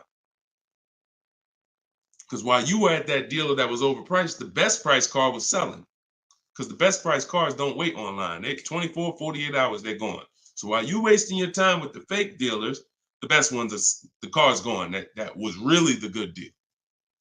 Okay, so you do all of this from home before you go. By the time you go to a dealer to see a used car, you should already know if that car drives the way I want it to drive, the deal is done. This is the best price online. And when I get there, I usually ask for $500 to maybe $1,000 off when I get there. Never over the phone. You have no leverage. Why would I call a dealer that I know, I've done my research, you got the best price car in the market, and call them and say, hey, could you take off another $1,000? No, there's no leverage there. You make sure there's no bogus fees. Then we go. We're there. We test drive. I like the car. Could you do another 500, 1,000? If they say no, you know they're honest. Hey, I don't have a room. Oh, hey, I just put the car online 2 days ago. Like, I haven't even given it a chance yet. I understand. I'll take it. See, you got to know when a deal is in front of you. And that's the problem. You don't have enough information to know when a deal is in front of you. So you're going to hesitate. And you're going to walk away from a deal because you think, oh, nah, dude don't want a deal, man. I asked him to take off $2,000. You can't take off $2,000. You didn't do your research. Because dealers use a tool called vAuto. They know where their car is priced in the market. vAuto tells them where every similar car is priced at online. So if they're the top 3 prices online, they run their business a different way. They want to sell cars fast. You can't go in thinking you're negotiating with someone who marks their cars up by thousands, who's number 15 on the price list. You walk into the best price deal online and think, yo, I'm asking for $2,000, $3,000 off. Let's go. You don't want to negotiate? No, you got it. And when you do your research, you know where the best price is. And that's what I want you doing. I want you walking in, if you're shopping for a used car, knowing this is the best price car in the market. I verified there's no bogus fees. I'm going to drive it, and then I'll ask for a little money off when I get there. And regardless of the answer, I know I won. They split it with me, I won. They can't do anything more because they're the lowest already, I won. If they accept the offer because they're just like, listen, you drove down, man, let's go, let's get it over with, I won. Either way, I win. That's the name of the game. Thanks, Austin. I appreciate you, man. Go ahead, Dolan. Next question. Okay. Casa Day, could y'all keep, if y'all gonna spend some time with us on TikTok, can y'all tap the screen and just run the likes up for us so we can get TikTok, so we can make sure TikTok knows we're doing something big over here. They can send some more people over. Appreciate y'all. Yep. Thank y'all. I see them running up. Thank y'all. Every couple minutes, y'all just tap the screen. It just helps the broadcast. We appreciate you. This is from Facebook. Casa de Cel.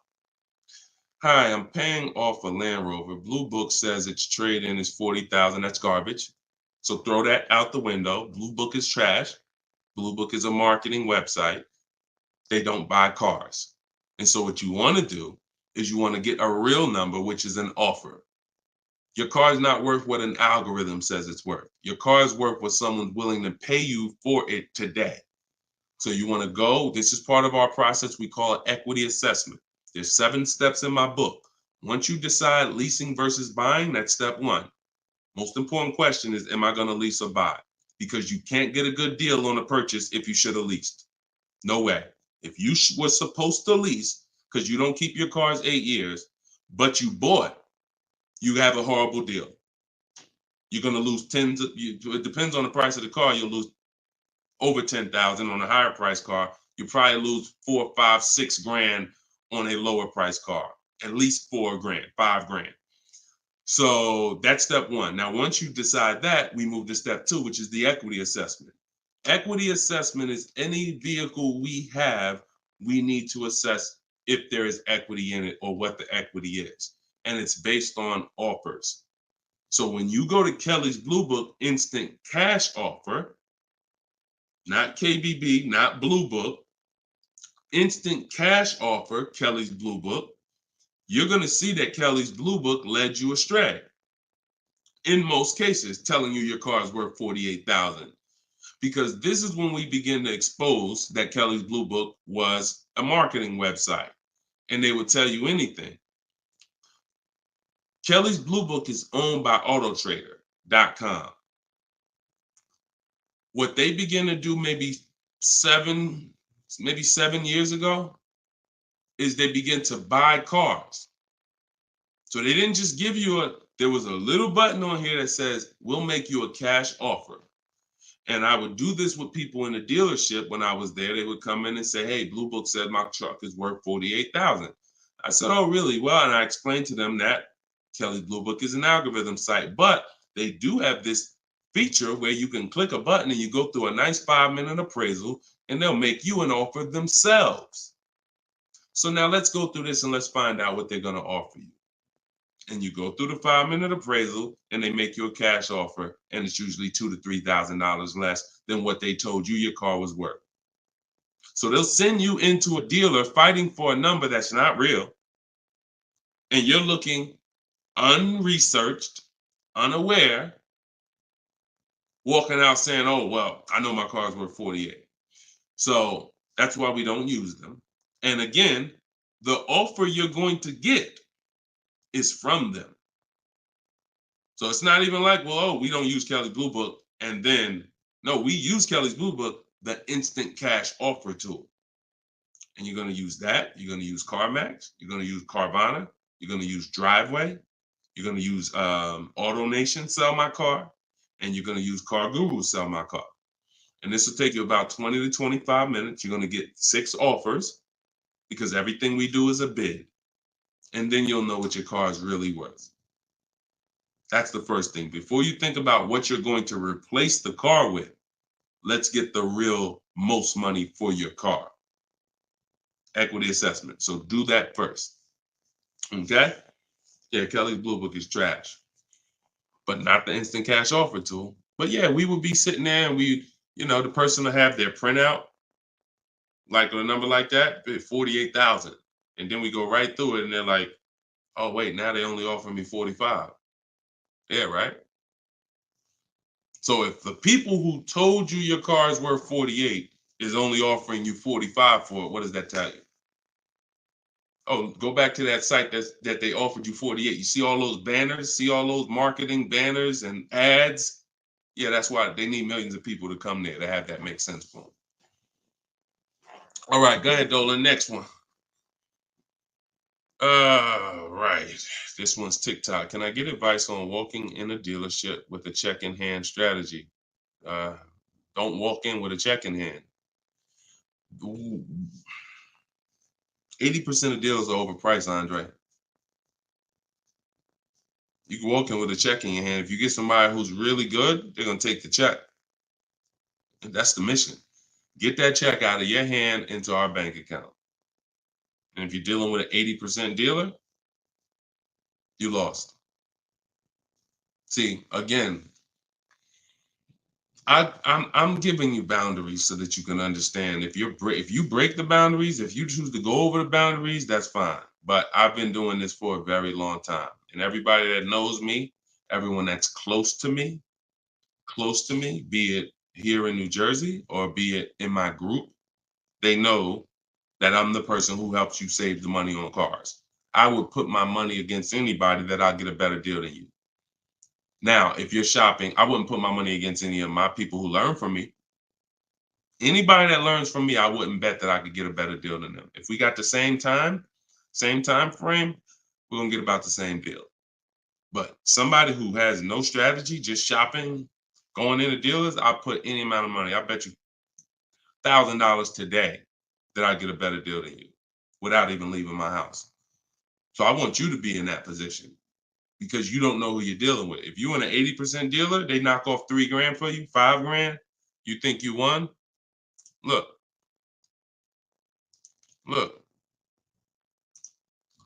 Kimberly. A little while ago, she got a Maserati.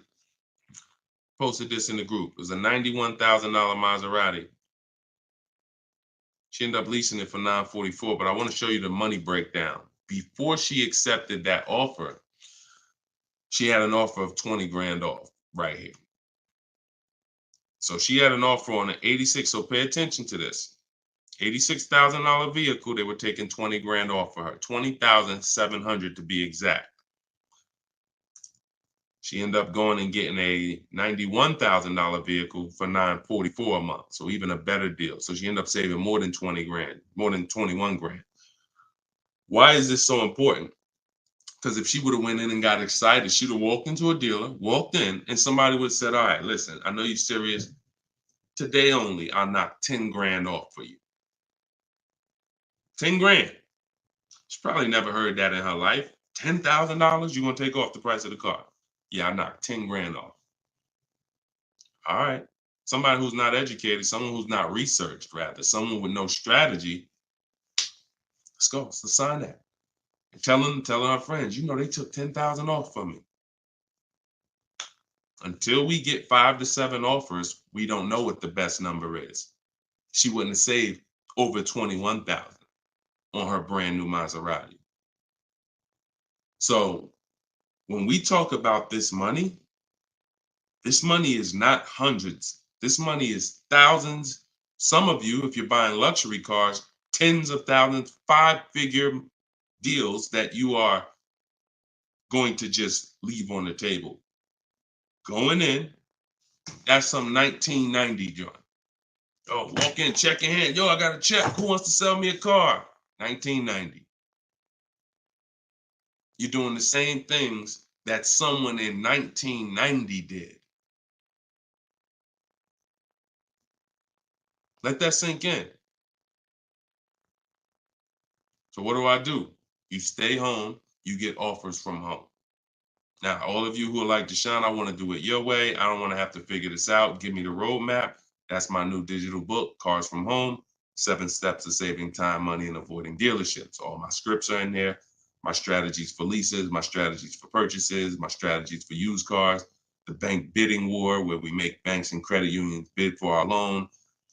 We guarantee all the money that we want to guarantee that there was not a dime that we could have saved when we make our car deal. And the only way that's going to happen is through bids. When I sell my car, not trade it, I get bids. When I buy my car, I get bids. When I get my loan, I get bids. You walk in with that check, man, that check won't be in your hand very long. So everybody could get the book for 75% off. It's normally $97. But in my TikTok bio, click the link in my TikTok bio. You won't leave the broadcast, so you could actually come and catch the last couple minutes of the broadcast. But go there as long as you get there before the timer. It's 30 minutes. Once the timer hits 0, it's back up to $97. And if you're on Facebook or if you're on YouTube, we got a link in the comments section for you. If you're watching us on a television, then you can use your camera and you can scan the QR code and it'll take you there. Get your book for 75% off, and you'll have these strategies for the rest of your life. And I also update that book. Some people say, man, is the book available in print? There's too many things that change. I change scripts.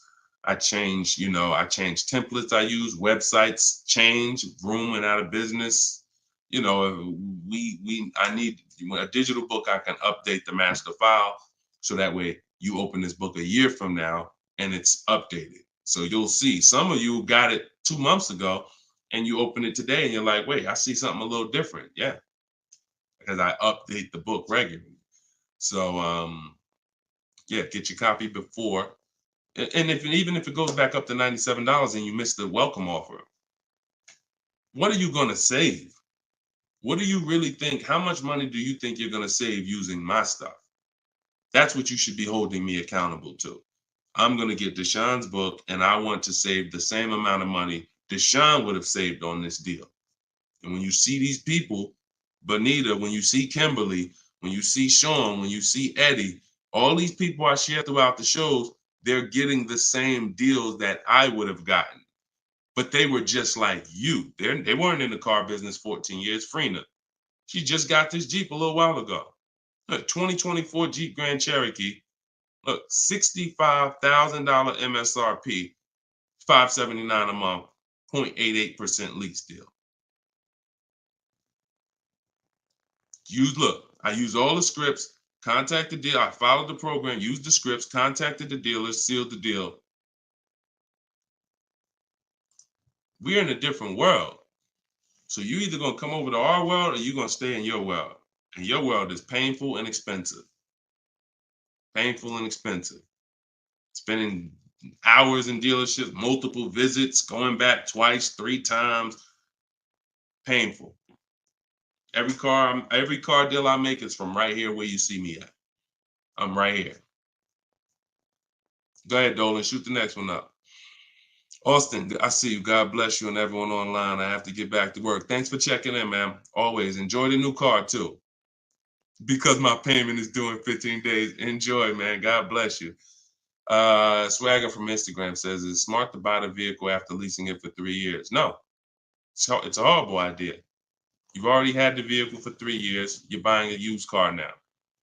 So leasing and purchasing is an entirely different philosophy. When we lease, we're getting great lease deals. We're driving vehicles for pennies on the dollar compared to people who purchase them. All those lease deals. You saw Frina, that same $65,000 vehicle is $1,100 a month. Someone is out there paying, unless they put up a ton of money down, they are out there with that same Jeep that Frina just picked up and they're paying $1,000 plus a month for it. She's paying $579. Why? Because they said they don't lease? Well, you go ahead with your non-leasing stuff and pay double what I'm paying.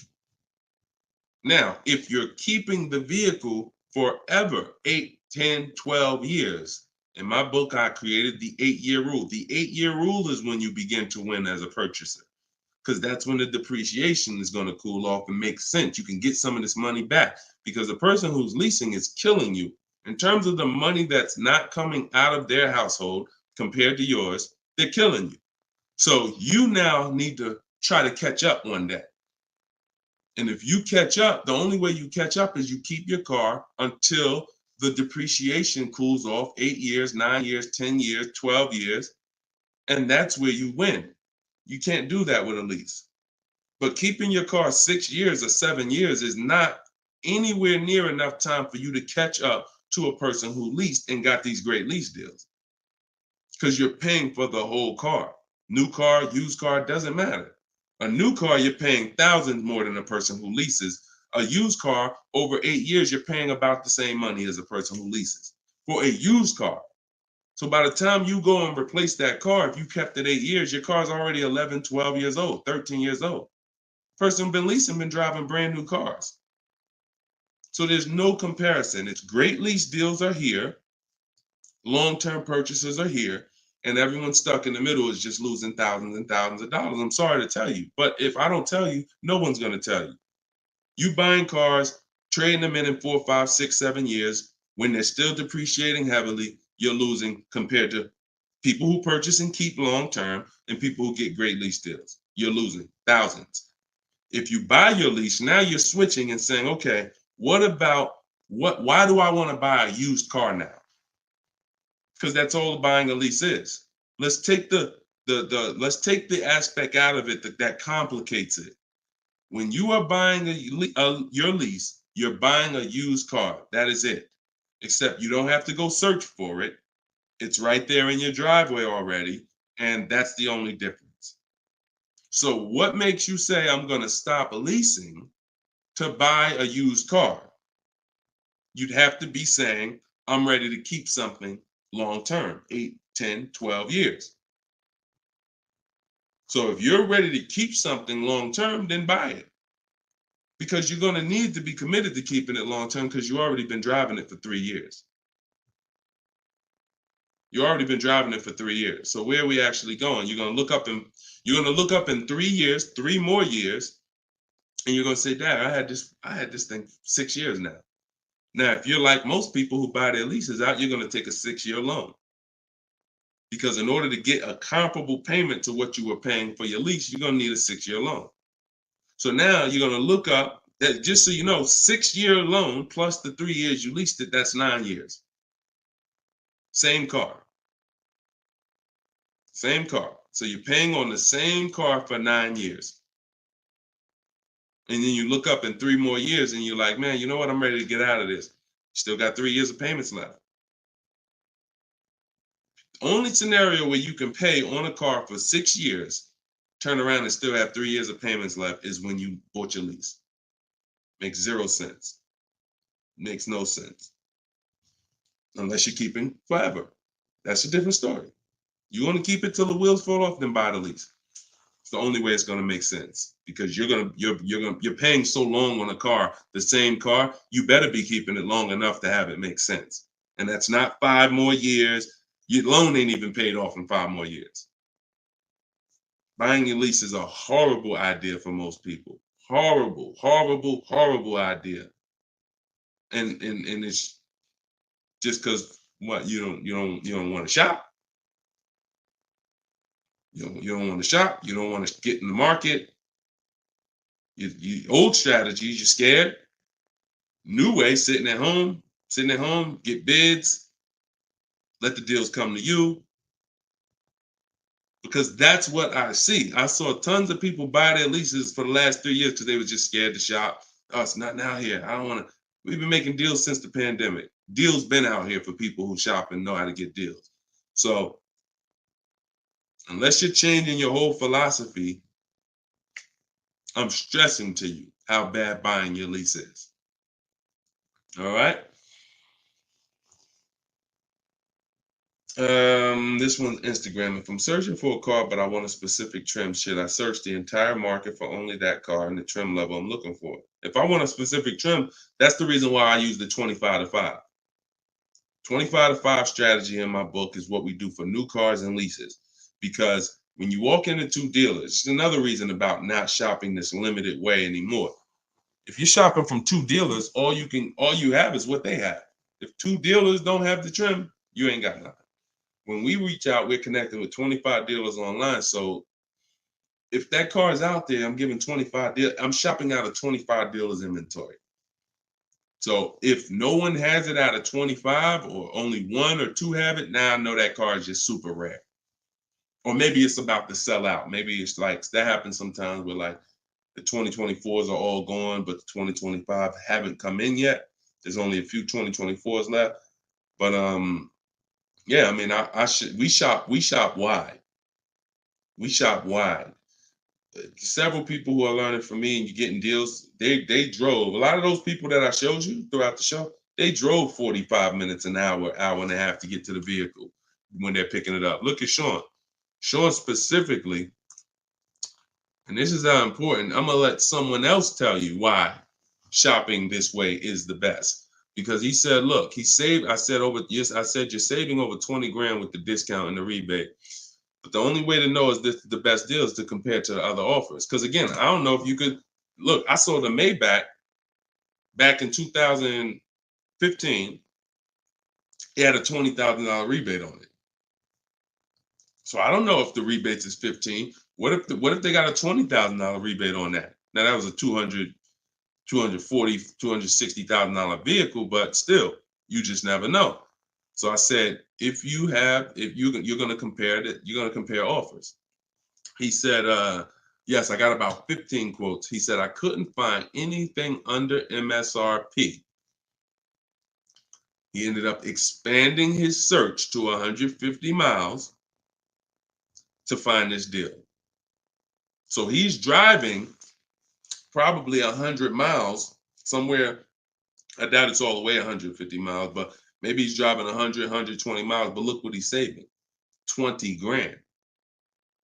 So we don't do local because you only buy your car once every couple of years. So you buy your car from who makes you the best offer.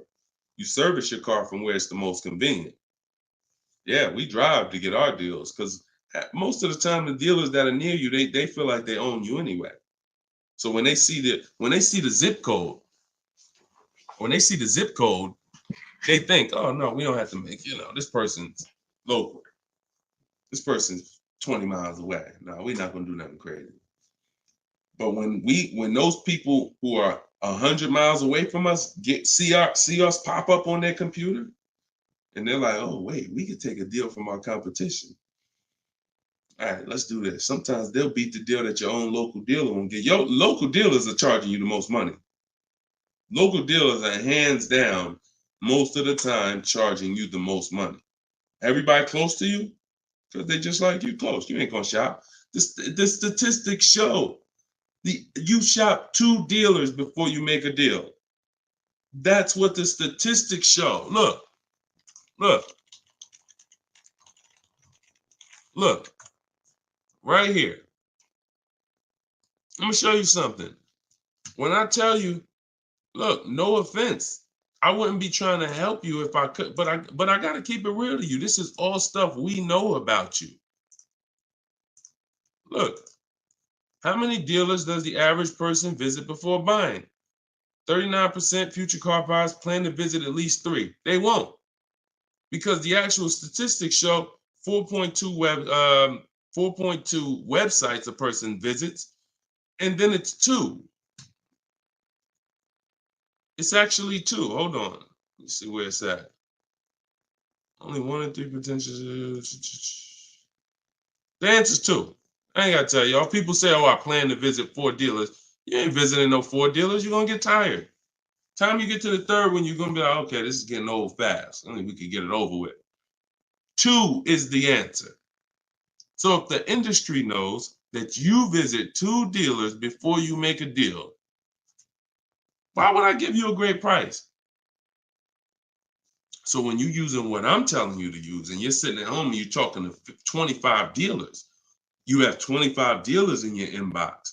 When you're sitting at home and you're looking at all the used car market in a 150-mile radius of you, oh, now you're not the normal shopper. The normal shopper is going to get the normal deal, market value or over market value. That's what normal shoppers get, depending on how bad you are, over market value, depending on how unaware you are. But market value, over market value, that's normal. People with strategy, multiple dealers getting bids, below market. That's the difference. We shop wide. This local is dead to us. Local is dead to us, and it should be dead to you. I want you to kill it. All right, kill that whole mindset. I don't need to buy my car locally. I'll drive into the next state. I remember Shonda last year, California. She bought a Volvo, and she said to Sean, she's in our group. She said everybody in Northern California. She said my best deal. I think she was saving like $3 grand off MSRP. And she's like, but it's a dealer in Southern California, though, that's taking like $6 grand off of me with my Costco rebate. I said, okay, what you gonna do? She said, I just bought a plane ticket, $79. I said, there you go. That's what I would have did. That's a sweet plane ride. I'm taking a plane, $79 to save 3 more grand than my local dealer was gonna give me up here. Sweet plane ride. So local's dead to us. We go where the money is. And we enjoy that ride home. Nothing like driving home for an hour knowing you just saved a ton of money. So that's it, y'all. We've been on for about an hour and 15 minutes. We like to keep these shows right around there. In my bio, I do have the link to when I'm going to be live next. So I'll make sure that, as long as we keep doing these live shows, again, it's going to be up to you guys. If you guys continue to show up, if you guys continue to tell your friends, then we'll keep doing the shows. But if not, we can certainly do the broadcast, because the broadcast, people get value out of them. So we've seen it, for the last 3-4 weeks since we've been testing this, we've seen people get value out of the rebroadcast. So what's the point in Deshone coming live regularly if people are going to sit and watch the rebroadcast? So, but if y'all going to tell people when we live and bring people and share, then certainly we'll keep the live shows going. But the entire show is sponsored by my new digital book, Cars from Home. So if you want everything I teach in one place, you got it right there. We don't hold back on this show. We don't hold back in my social media videos. That's why they're, thank God, continuing to be seen by millions of people. But that's for different types of people too. So whenever you're navigating all my social media videos and you're trying to piece it together, some stuff is in there for high mileage drivers. Some stuff is in there for used cars. Some stuff's in there for leasing. Some stuff's in there for negotiation. Some stuff's in there for how to format your deal. So you're trying to piece all this stuff together. If you say, Deshone, I want this all in one spot, step by step, that's my new digital book, Cars from Home. 7 steps to saving time, money, and avoiding dealerships. And you can get it for 75% off in my TikTok bio, in my Instagram bio, or in the comment section on Facebook and YouTube. Also in my bio is a link, and we'll put one in there in the comment section as well, is a link to my masterclass that I did. It's called Everything You're Doing Wrong Buying, Selling, and Leasing Cars. So that's an on-demand class. You'll need about an hour. We go very deep on leasing versus buying there with scenarios.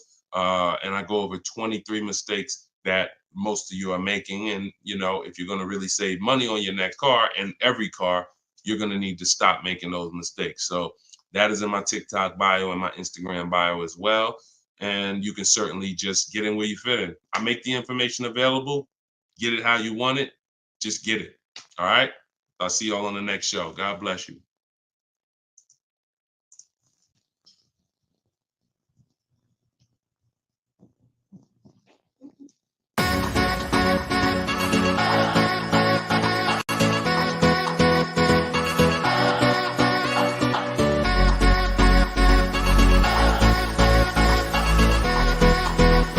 The worst possible thing you could say when you walk into a car dealership. I spent 5 years with Mercedes-Benz, 5 with General Motors, and the worst thing a person could say when they walk in is, if you could just get me to this payment, we got a deal.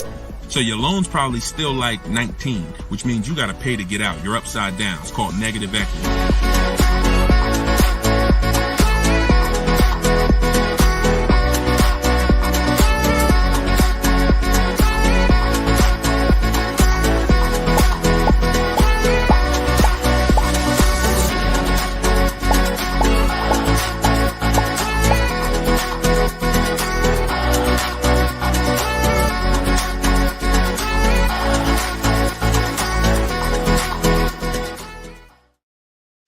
What's going on? Welcome, everybody. This is episode 9 of Car Shopping Questions and Answers. I'm your host, Deshone, publicly known as Deshone the Auto Advisor. We're live now on 4 platforms: TikTok, YouTube, Instagram, and Facebook. And this is our live show. It is Tuesday at noon. We do these shows throughout the week to make sure when you are ready to get car shopping information that no one else is going to give you, you know where to come for it. So you guys can start typing your questions while I take care of the housekeeping. We have Dolan in the background who'll be bringing your questions in. Shout out to the people running the likes up on TikTok. Appreciate y'all tapping the screen. I'm the author of the new digital book, Cars from Home, 7 Steps to Saving Time, Money, and Avoiding Dealerships. And I feel it's only right to start this show with 2 reports I got, which were great. I had somebody write us and talk about the deal they got on this 2024 Mazda CX-90. MSRP was $44,820. They got a $6,500 discount from home. Shout out to you, Tiffany. I appreciate it. This is what we do. And when we think, when we launched this live show a few weeks ago, my plan was my prayer rather was that people would take the book, use the book, write me your success stories so we can feature you here and feature your deals. These are below market deals. These are not advertised deals. And she got this by handling the process from home, getting multiple offers like we teach. We also had Barrett write his review on Goodreads. So we were 4.94, almost 5 stars. Book is outstanding, a must-have for anyone seeking to buy, lease, or even sell a car. It's presented in a very professional, easy-to-follow, step-by-step manner that covers every situation from buying, leasing, cash, credit, good, bad. Although I've purchased and leased several cars in my lifetime, I learned new tactics to obtain the best value for my money, and it even has a wish list, yes, to help you separate your wants from your needs. Come on, Barrett. Appreciate you so much. Everybody who wants to get your copy of Cars from Home, it's normally $97, but for the next 30 minutes, you can go to my TikTok bio or my Instagram bio, or we have a comment pinned for you guys on Facebook and YouTube, and you can get your book for 75% off. So you won't pay the normal $97. You'll pay $24. But once that timer hits 0, your price is $97, which is still a great price. So now that the housekeeping is done, we can start with the questions. And if you got the first one, Dolan, feel free to bring it in while I put the banner up for those who want to get their book. Okay, is it better to shop online or in person? Well, you have no leverage in person. In person, you're competing with a person who negotiates every day, 2-3 times a day throughout the week. You're no match. I don't care how good you think you are. The best trained professional is just going to be better than you. And that's because they do this every day. Now, the second reason it makes no sense for you is because from a leverage position, you can't put them against their competition. You don't know where the real bottom is. And so you're going to overpay. And even if you get a good deal, who's done this? Be honest. You leave the dealership and you're like, you think we did okay? You think we could have got a little bit more? Think we could have got a little bit more off? That's called buyer's remorse. That's the seeds of buyer's remorse. Anytime you wonder if you could have got more money off, that's buyer's remorse. So we never wonder, and the way you don't wonder is by shopping online, getting multiple offers from multiple dealers, letting people compete for your business, and then choosing the best one. And if you really think about this, this is how you shop for everything in life. This is how you shop in the grocery store. When we go into the grocery store, we're not looking to try to not overpay for the spaghetti sauce, right? We're not looking at hoping that we don't overpay for the grapes today, or let's use for the potato chips we're going to buy, because we already know there's so many options and there's so many people that are competing against each other to sell us something. And that is how you guarantee your best deal, when you have multiple people competing. So when you are leasing a car or buying a car, you need to get at least 5 bids. When you are buying a used car, you need to be shopping wide. You need to be shopping within 75, 100 miles of you. And that's a minimum. And then you need to be looking at all the websites that have used cars, so that by the time you make your decision, you've seen so many options, so many offers, that you have 100% peace of mind. Now, that's just when it comes to buying the car.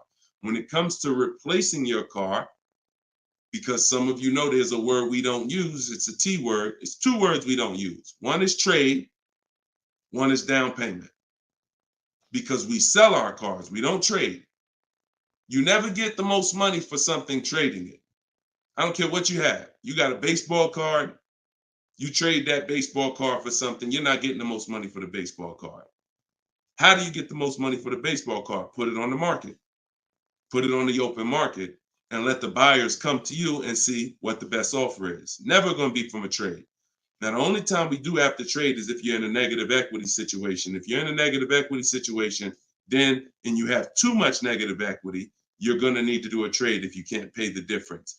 But other than that, you know, these are the things that these are the things I want you to etch into your mind. We don't trade, we sell, get bids. We get, when we get our loans, we get bids. And when we buy our cars, we get bids. That's how we guarantee that we get the below market prices that other people aren't getting. Okay? Go ahead, Dolan. If you got the next question, shoot it up. Okay, this one's from Instagram. What fees are included when you buy a car from out of state?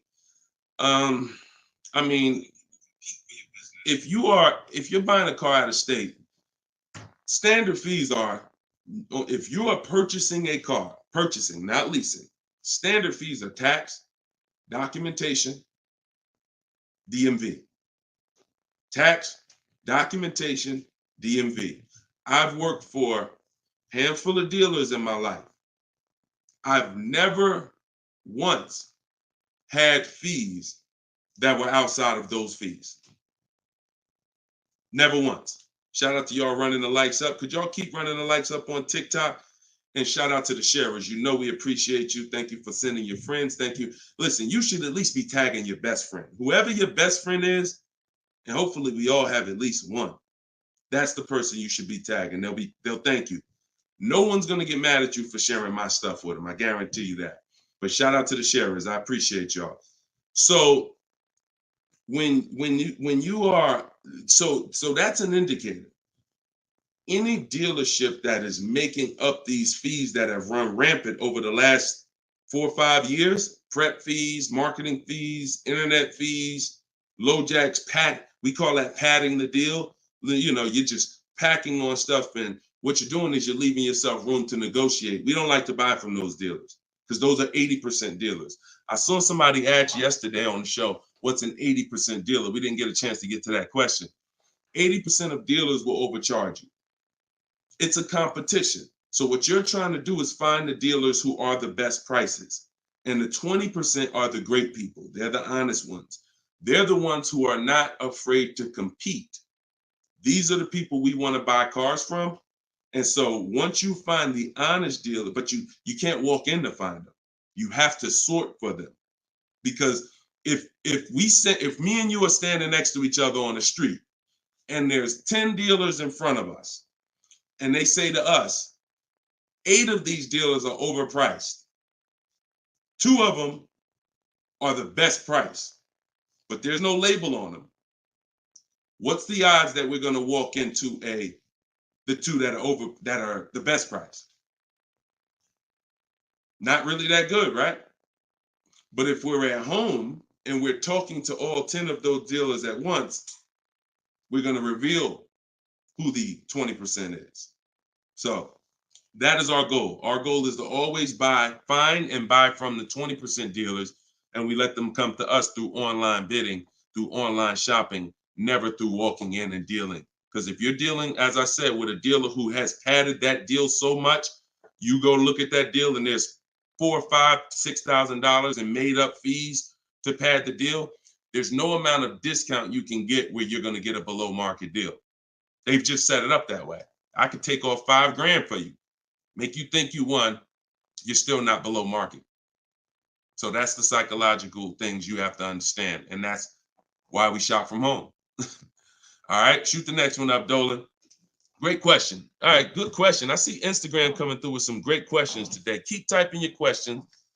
TikTok, if my lease is expiring, can I go finance a new car? Is there equity in my lease? Well, the first thing you need to do if you decide, well, first of all, you got a little switched up there. It sounds like you're trying to go from a lease to a finance. That's not usually normal. What's normal is you go from a finance to a lease. Because a lot of you who found out that you're not keeping your cars 8 years, you're breaking the 8-year rule, you're overspending by thousands of dollars because you were taught never lease. So a lot of you have found out over the last couple weeks of shows, or maybe you watch videos, or maybe you went to my masterclass and you found out that that was bad advice. Not only was it bad advice, it was very expensive. It has cost you more money than you should even calculate. It doesn't do you any good to calculate how much money you lost not leasing when you're not a long-term person. But that's the more common path, finance to a lease. To go from a lease to a finance is a different mindset. You go from getting cars, paying a very small amount to drive brand new cars, and then transitioning to a finance. So first step, my process is 7 steps. The first step is always to choose leasing versus financing. Good. Thank you, Mr. Silva. I appreciate you. Shout out to everybody tagging on TikTok. Appreciate you. That's the first step. I call that the most important question. So for everybody's on here who's car shopping, if you're car shopping now or you will be in the next 12 months, type me in the comments. Everybody who is car shopping right now, or you're going to be car shopping in the next 12 months, type me in the comments. And I'm going to give you the first word. And I want y'all to always, when you come on this show, be prepared to dialogue. Like, be prepared to dialogue. Have your hand by your keyboard. You're going to learn a lot more engaging in the dialogue than you will sitting back and just listening. Active learners learn better than passive learners. Okay? So now, all of you who said me, I want you to ask yourself, how many years are you keeping the next car? Because this is the lease versus finance question. This is the lease versus buy. I'm not going to say finance because some of you are going to pay cash. This is the lease versus buy question. How many years are you keeping the next car? Gary said forever. Okay, there we go. So that's a good indicator till the wheels fall off, Joseph on Instagram. I see you. Okay, here's the question. 72 months. Okay, that's 6 years. You shouldn't be buying, Frankie. And I'm going to tell you why in 1 second. As long as it lasts. Now, when you want to try to get a little bit more specific than that, because sometimes you'll buy a bad car. It only lasts 5 years, where if we know we're going to keep this thing long term, we want to make sure we buy a car that's a quality car. That's what we want to make sure that we do. Buy a car that's a quality car. All right. So let's do, okay. So all of you, if your answer, I see you, Andrew, you 6, I see Teresa 10. Okay. Now, here's the rule. I call this the 8-year rule. The 8-year rule is based on when cars lose the most money. So it's not based on, see, some of you have been taught you pay off your car, get the title, do whatever you want. You want to trade it in, do what you want. I'm here to tell you that that's cost you because you don't understand the unseen expense. And the unseen expense is the one that's hurting you. That's depreciation. So the first thing you're trying to get when you're deciding I want a car is, how am I going to avoid big depreciation? Big depreciation. You buy a car for $30,000 today. What is it worth in 3 years? Even if you don't drive it. See, this is these are the things that you've been, oh, well, I want to buy a car. I drive as much as I want. But even if you don't drive a car, if I sat a car right outside your house right now and said, Lily, this car is worth $30,000, and you said, Deshone, I don't need a car. I already got a car. And I said, but it's yours. Here, it's yours. It's worth $30,000. You don't drive it. You come back a year later. What's that car worth? Told y'all, stay by the keyboard. What's the car worth? See, we're going to dispel this myth right now, because some of you don't understand, because of what you've been taught, that you think, oh, if I buy a car, I could drive it. I don't pay for the mileage. I'm going to show you that not only do you pay for the mileage, you pay even if you don't drive it. See, look, Alvin said 24. Look, didn't drive it 1 mile. Days on Instagram said 24. Look, didn't drive it 1 single mile. That's probably accurate. So think about that. If that's many people will mention depreciating assets. That's a very common word, but we're now going deep on what that actually means. Depreciating asset means I purchase something, I acquire something, whether I use it or not, it's going down in value. If I use it more, it goes down in value more. So the first foundation that you need to get is leasing versus buying.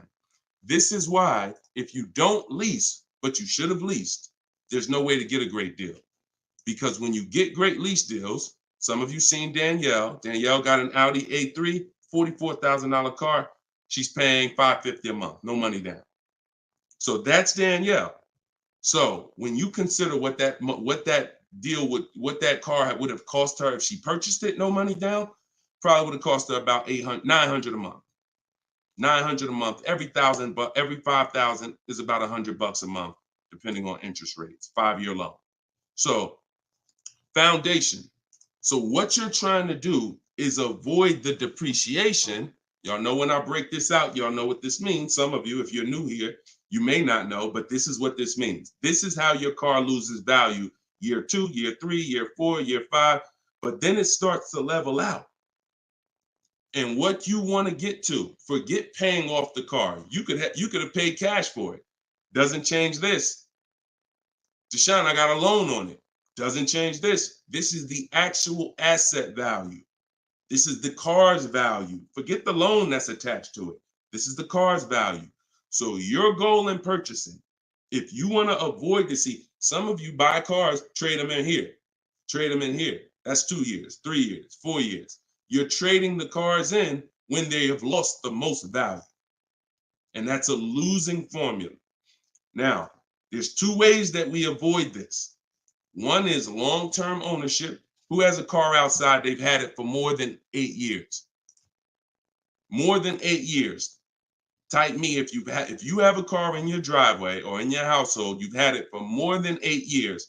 Type me. I see you, Gary. Okay. Okay, I see you, Sergio. All right, more than 8 years. I see you, Twill. Now, this is where you win. Here's why.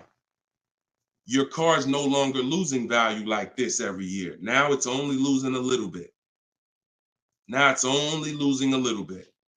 You beat depreciation.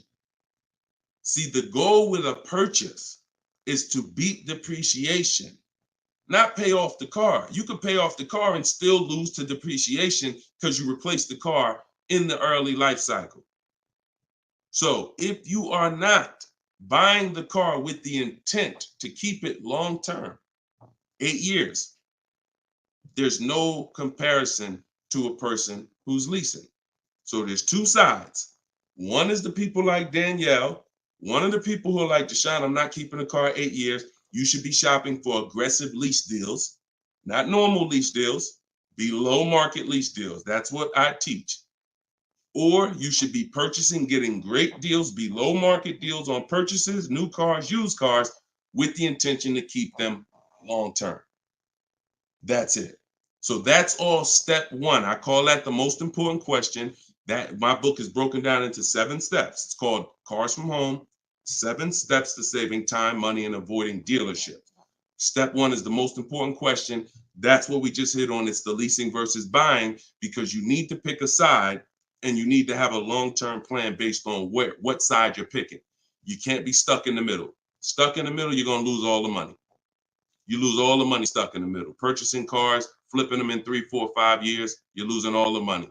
Buying your leases out at the end, you're losing all the money because you're mixing the 2. Lease or buy long-term.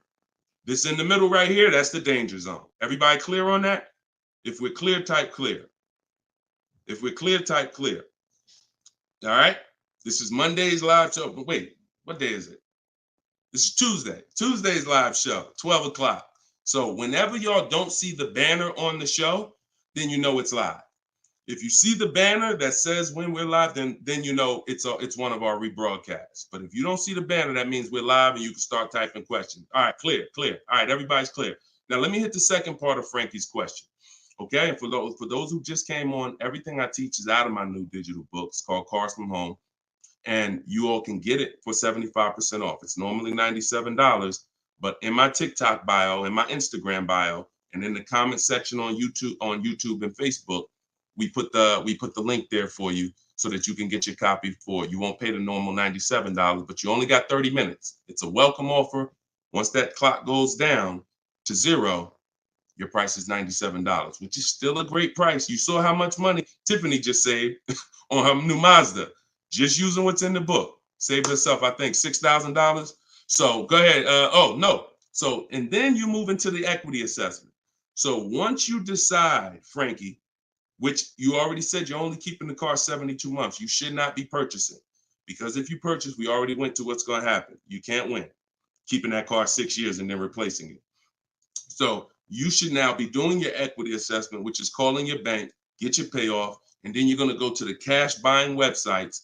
Don't use algorithm sites because they're worthless.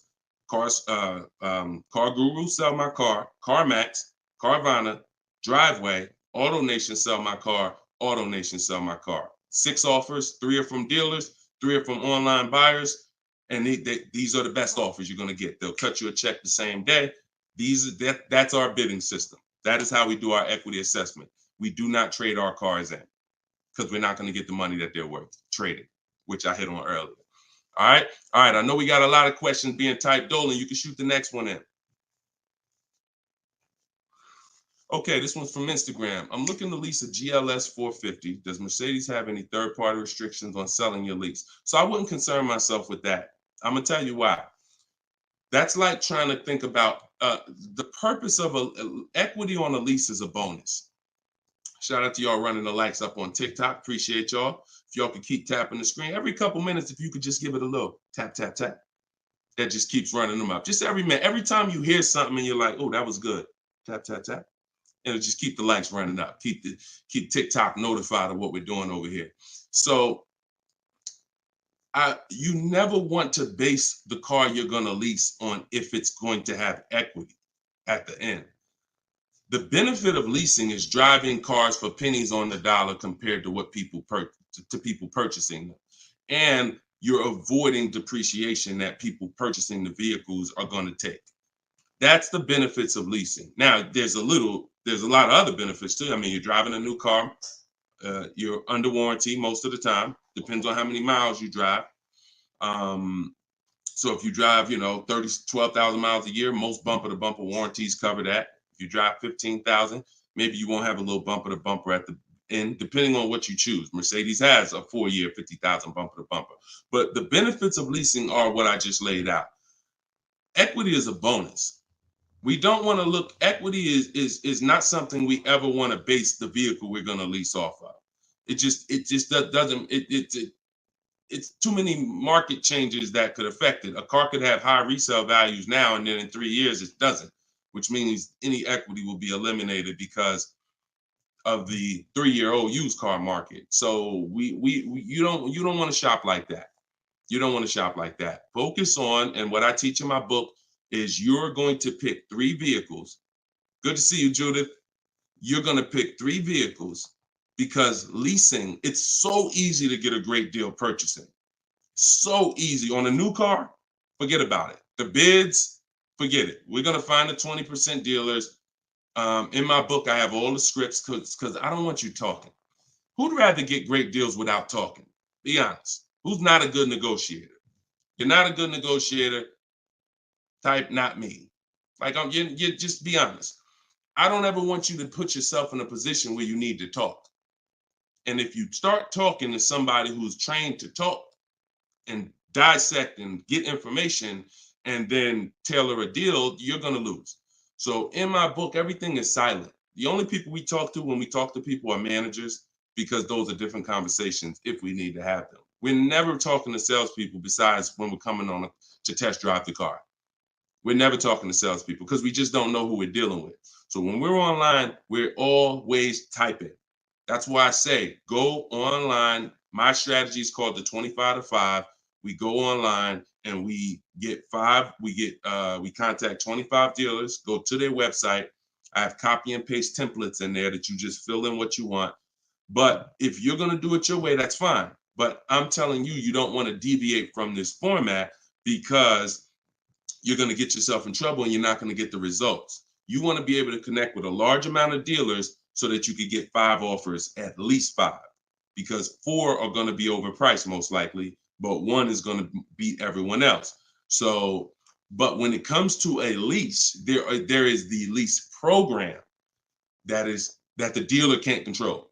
So if we don't know what a lease program is until we shop offers. So there's no way you can look at the residual value. You can look at all this money factor. I know some of you who are in the math, you're like, oh, well, I'm gonna just look at the money factor and see. You can't tell because it can have a high money factor, but it have some good rebates. The only way we know a great lease deal is to shop the market, get our offers, and then if the lease program, if the best offer doesn't get you under 1.5% with no money down, then it's a bad lease program. It's a bad lease program. In which case, we move to another vehicle. So I'm not going to ever co-sign leasing a bad vehicle a vehicle with a bad lease program. I've had all types of people hit me, Deshone, I'm looking at this Range Rover, man, but I did all the offers, and they'll be in the group. We have a private group, and I get to talk to people all around the country about this stuff.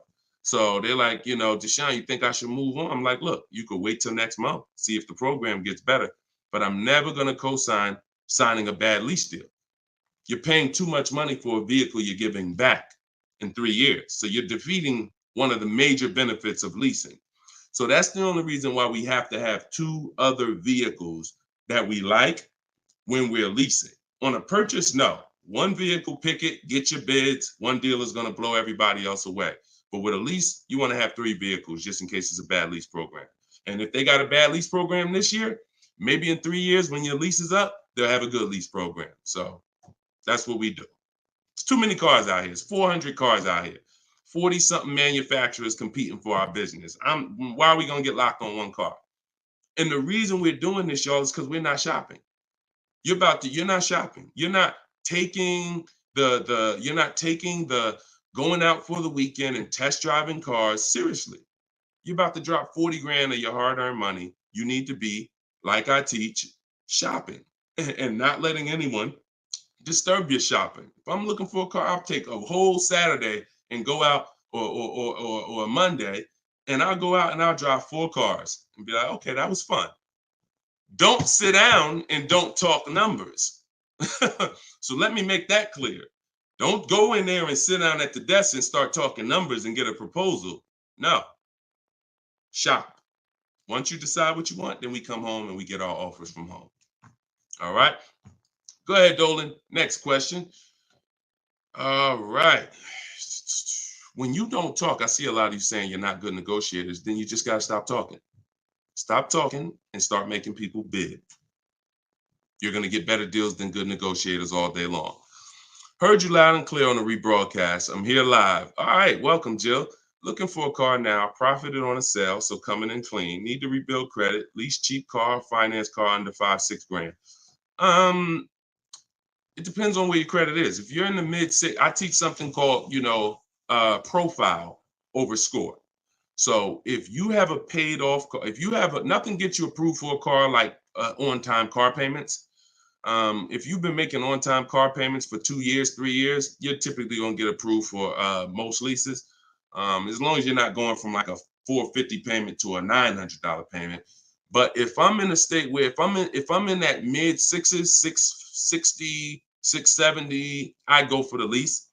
If I'm in the low 6s, then I go for what I call a smart car, which is the car to set you up to lease. So your goal is to get the least expensive car you can get a loan on, quality car. You want to go small as possible, and small as possible for you might be you need a sedan. You might need 3 rows. But I teach something, and that's what we were talking about when I posted that review that Barrett wrote for our book today. He was like, we get a wish list for needs versus wants, because oftentimes we confuse these. Needs are things you can't live without. I need to have this, or the car's not going to do what I need it to do. I need to have it. Wants are things that you'd like to have, but you can live without. When it comes to getting a smart car, and it's not the little smart car, y'all. I have a different. That's a different meaning for us. It means saving money at the right time. That's what we call smart cars. Saving money at the right time. So if you can't qualify for a lease and you want to set yourself up, then the vehicle you get now is super important. The vehicle you get now could either set you back from leasing because you bought too much vehicle, payments too high. You didn't buy a dependable vehicle. It's not going to last. It's going to start having problems. It's going to break down. You might miss payments because of that. These are all the things you want to avoid. This is why I'm giving you these boundaries that you don't, kind of go off of. But this usually happens when you're trying to get too much car. Quite honestly, if I was trying to get a smart car, I would be trying to get the smallest car I could, drive it for 2 years. Let the family be uncomfortable. Listen, y'all, I know it's tight, but in 2 years, I'm gonna get out of this and I'm gonna drive off the lot in a brand new lease. So the key is the payment's gonna be low because those smaller cars are only 25 grand new, 28 grand brand new. When you get them used, you could get a nice one for about 10. Finance it. You don't have to take a 10-year-old one. So you want to get one that's relatively, good. It needs to last you 2 years, or the plan's messed up. So you get the smallest car you possibly can. You drive that 2 years. That's your sacrifice car, and then you flip out of that car. Well, after you have 2 years of on-time payments, you flip into a brand new lease, and then you're leasing new cars from now on. That's what I do, depending on your situation. If you're high sixes, mid sixes, and up, I go for the lease. If you're under that, then I would go for the smart car. Okay? All right, keep me posted. Good job. Just having a plan. Having a plan. Go ahead, shoot the next one up, Dolan. I forgot to tell you. Yeah, I see you, Jill, and keep that up. This is a different Jill, I think. This is a means to my dream car. I'm a patient. Yeah, I'm patient. My husband has the needs car. There you go. There you go. You can flex in 2 years. You can flex in 2 years. You do this right. You drive this car for 2 years. You don't miss any payments. Make sure when you're buying a $10,000 car and you finance it, payments are $250 a month for 5 years. You don't have to take a 6-year loan. You don't want to take a long loan on a smart car. You want to take a shorter loan, pay $250 a month. Now you're not going to miss those payments. Max at 300, depending on the interest rate, could go higher, 325. But the point is that's affordable. So it's not going to mess up the plan versus you trying to pull out in a $25,000 used car with a high interest rate. Now your payment's $575 a month. You get what I'm saying? So just stay focused, stick to the plan. All right. This is another Jill from YouTube, I believe. Buyout is, go ahead, keep that one up. Oh no, I saw that one. Get the one you just had up, Dolan, from the other Jill. Yep, thank you. So buyout is $36,000 on my 2023 Audi Q5. I want to lease a Range Rover Sport.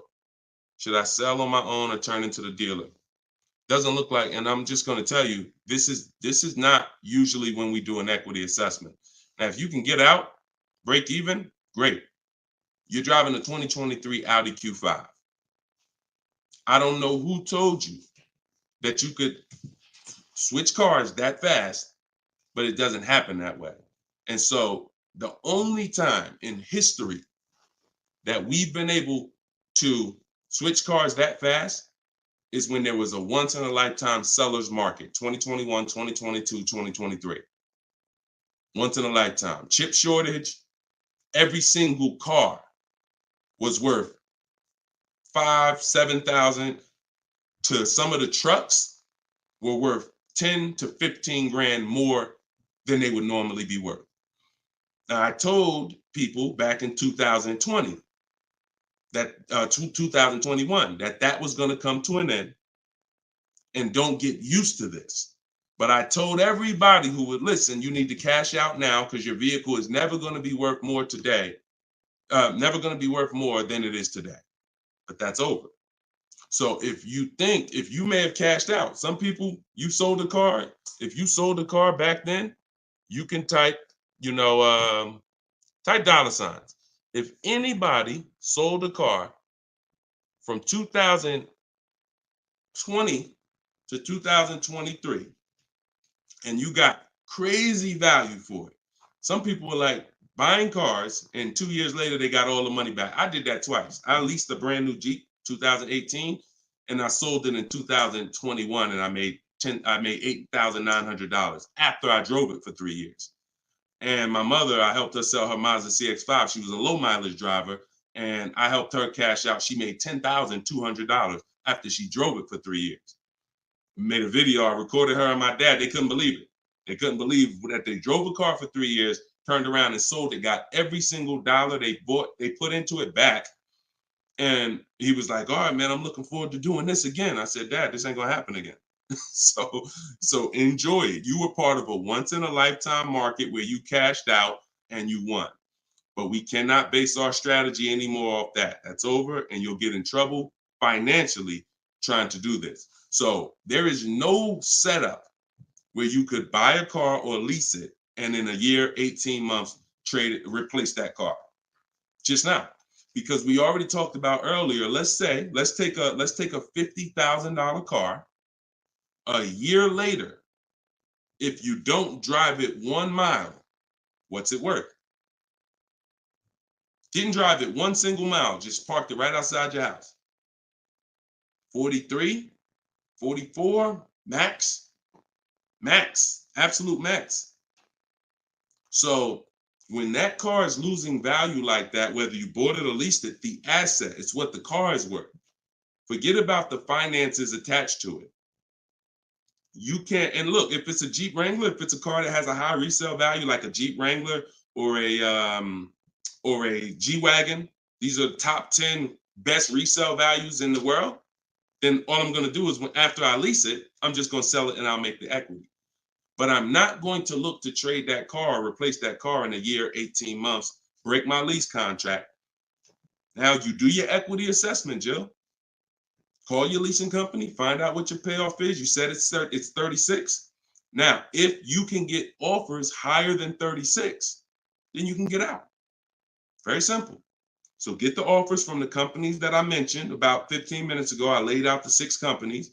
But when you lease, though, you must put no on those websites. It's going to ask you, do you have is the vehicle owned, leased, or financed? You want to put owned, because something triggers on their websites. They think every lease has a third-party restriction. Most of them do, but if you just want to find out what the market value is for your car, and if you could get out and make some money or break even, then yes, you can jump out, no problem. But if you see that your buyout is this and all the offers are below that, then what you're now about to do, even if you say, because some people will say, all right, well, I'm gonna walk in the dealer, see if they can work a better deal than that. No dealer is going to give you more than the online buyers.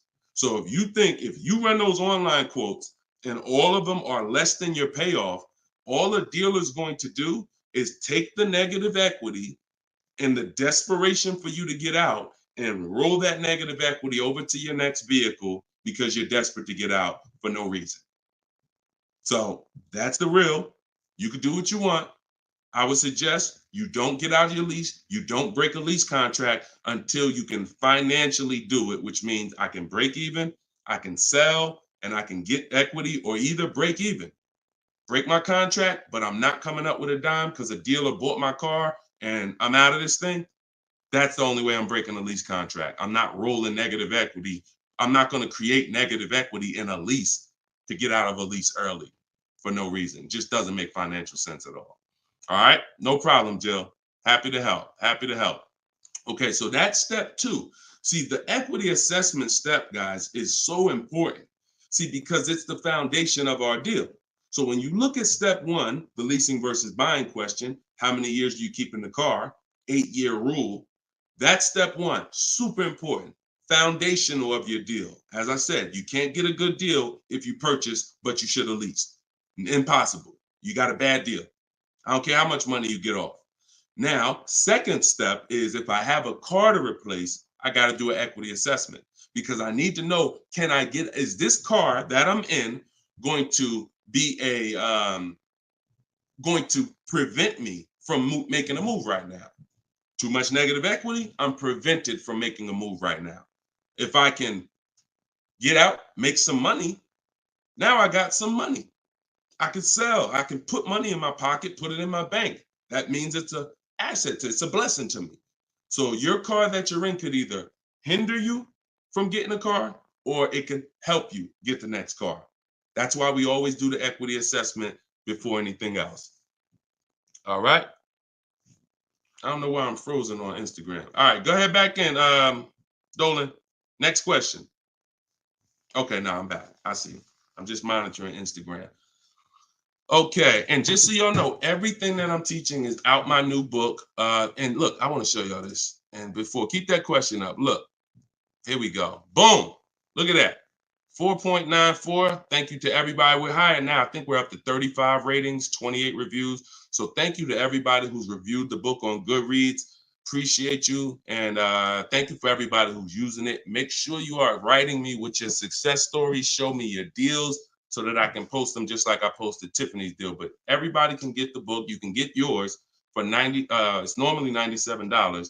But as our welcome special, our book launch special, you can get it for $24, 75% off in my TikTok bio for 30 minutes, or my Instagram bio, or in the comment section of YouTube or Facebook. We have a comment pin for you.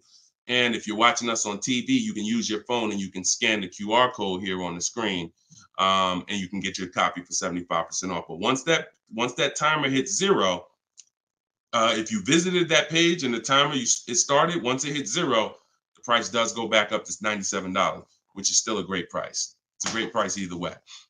And it'll be in your inbox in a couple minutes. Okay, this is from Instagram. I use your template in the book to ask for quotes. Their response is the lowest offer you ever received. They are being difficult and giving me their best offer. What's the best way? Use the scripts. It's just conversation. Hopefully you listen and you have a separate email, because you're not going to have intelligent conversation with 5, 7, 10 dealers mixing personal emails. So every part of the system is important, having a separate shopping email. So everything in there is dealers. And now everything they're saying, we have a response for. Every single thing. It doesn't matter. Don't expect 80% dealers to be easy. Expect them to, hey, can we have a conversation? Hey, when can you come in? Hey, this be a whole lot easier if you're here. See, what we already know is we've given them all the information they need to give us a quote. So the best thing, or the stages we move through in our conversation with dealers, is who has a car that I want. That's first. Our first set of scripts is designed to weed out the dealers who don't even have a car we want. Nothing to talk about. Nothing to talk about. So there are dealers who won't tell you they have a car. That's why we have scripts. Hey, when can we talk? I'll be handling my whole purchase online. Can you confirm if you have something that matches? Every one of my scripts ends with a question. If you're not going to use my scripts in my book, then you make sure every email you write should end with a question, never a statement. So what you're sitting at home and you are copying and pasting. Very simple. Everything they say, we have a response, because I use those scripts. I'm from inside the dealers for 14 years. I know those scripts. Hey, it'd be easier if you were here. Hey, we only do business in person. Hey, when can I get you on the phone? I promise it won't take long. All of the stuff they're going to say. Hey, we only quote in person. None of the people I'm talking to have said that. So should I remove you from my list? Always ends with a question. So your expectation may be, you thought by sending all the scripts, you were just going to get, oh, quotes coming in, everyone doing this. No, that's why we have scripts, because we keep the conversation moving forward. Everything they say, just go to the script, open the template. And just so y'all know, in my book, one of the best reasons why it's a digital book is because I link you to videos and I link you to documents, and that you can copy and paste. So that what this person is talking about is the templates and scripts that I've created for contacting and having these conversations with dealers. So, but everything you are doing, everything they're doing is very predictable. You just change your expectation. I'm going to talk to several people and I'm going to weed this down to 5 offers. And out of the 5, one of them is going to beat everybody else. And then I'm going to use my counter offer calculator that Deshone made to send the counter offers and close my best deal. Take all the emotion out of it. Take all the emotion out of it. You should be emotionless. Nobody can hurt you. All right, you're at home in your living room. All right, go ahead. Mike said nobody gives us this info. I sold cars and the dealership wouldn't even give us any insight. Trust me, Mike, I understand, man. That's why I love the 20% of car salesmen and dealers. They love what we're doing here because they know we were never taught this stuff. So we were never taught about leasing, financing. Thank God I was able to learn it, and I was able to, but we weren't taught about insurances, all the stuff that they should be training us on. We weren't taught. So I appreciate you being here, man. All right, go ahead, Dolan. Next question.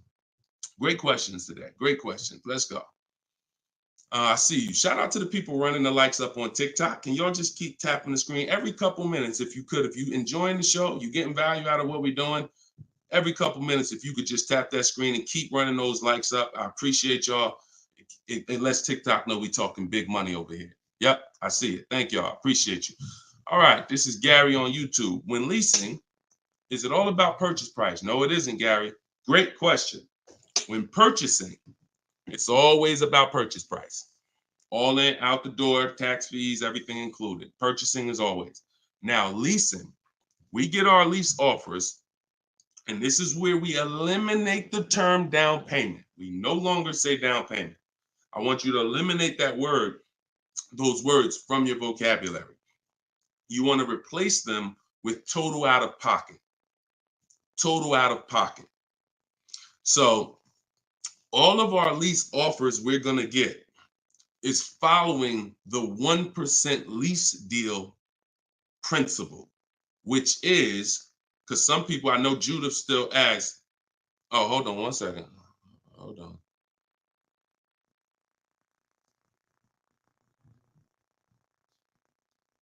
Okay, I think my wife's headphones hooked up to the broadcast here. Thank you for letting me know, Judy. So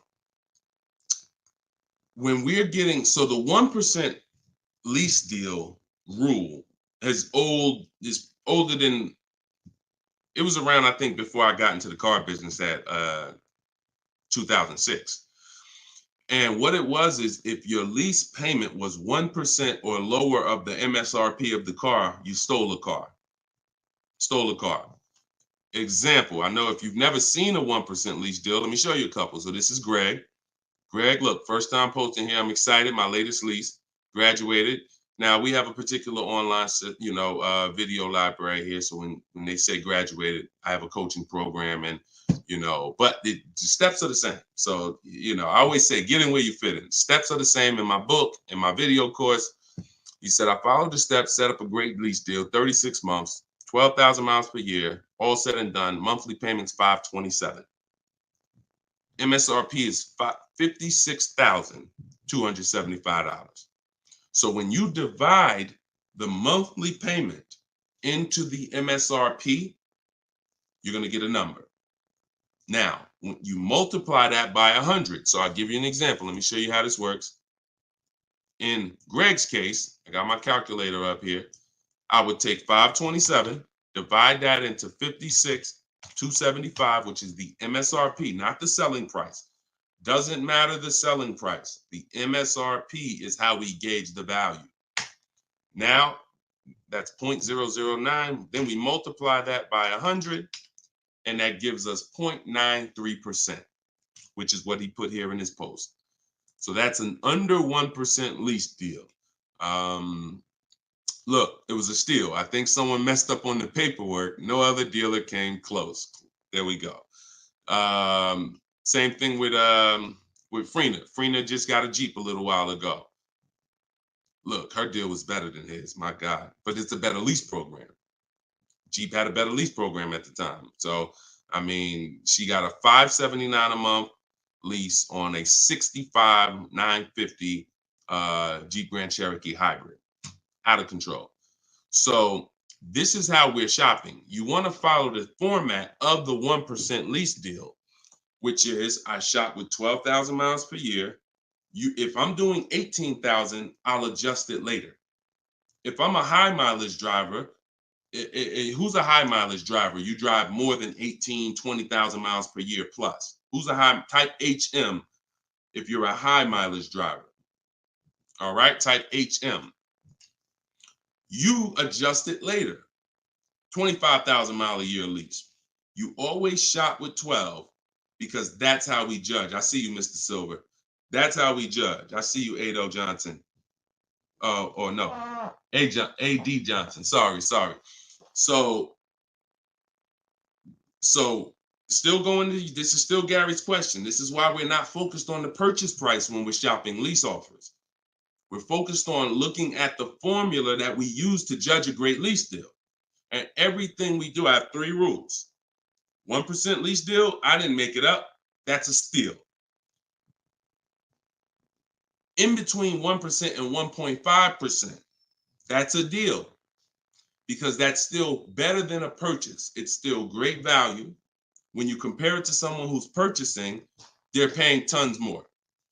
Even somebody who didn't get a steal, because the lease program has to be there to get a steal. They got to want to give away these cars. They got to have great incentive, great, everything has to line up, stars in the moon, and then we get the dealer that's going to give us the biggest discount. If it's under 1%, that means the lease program was incredible.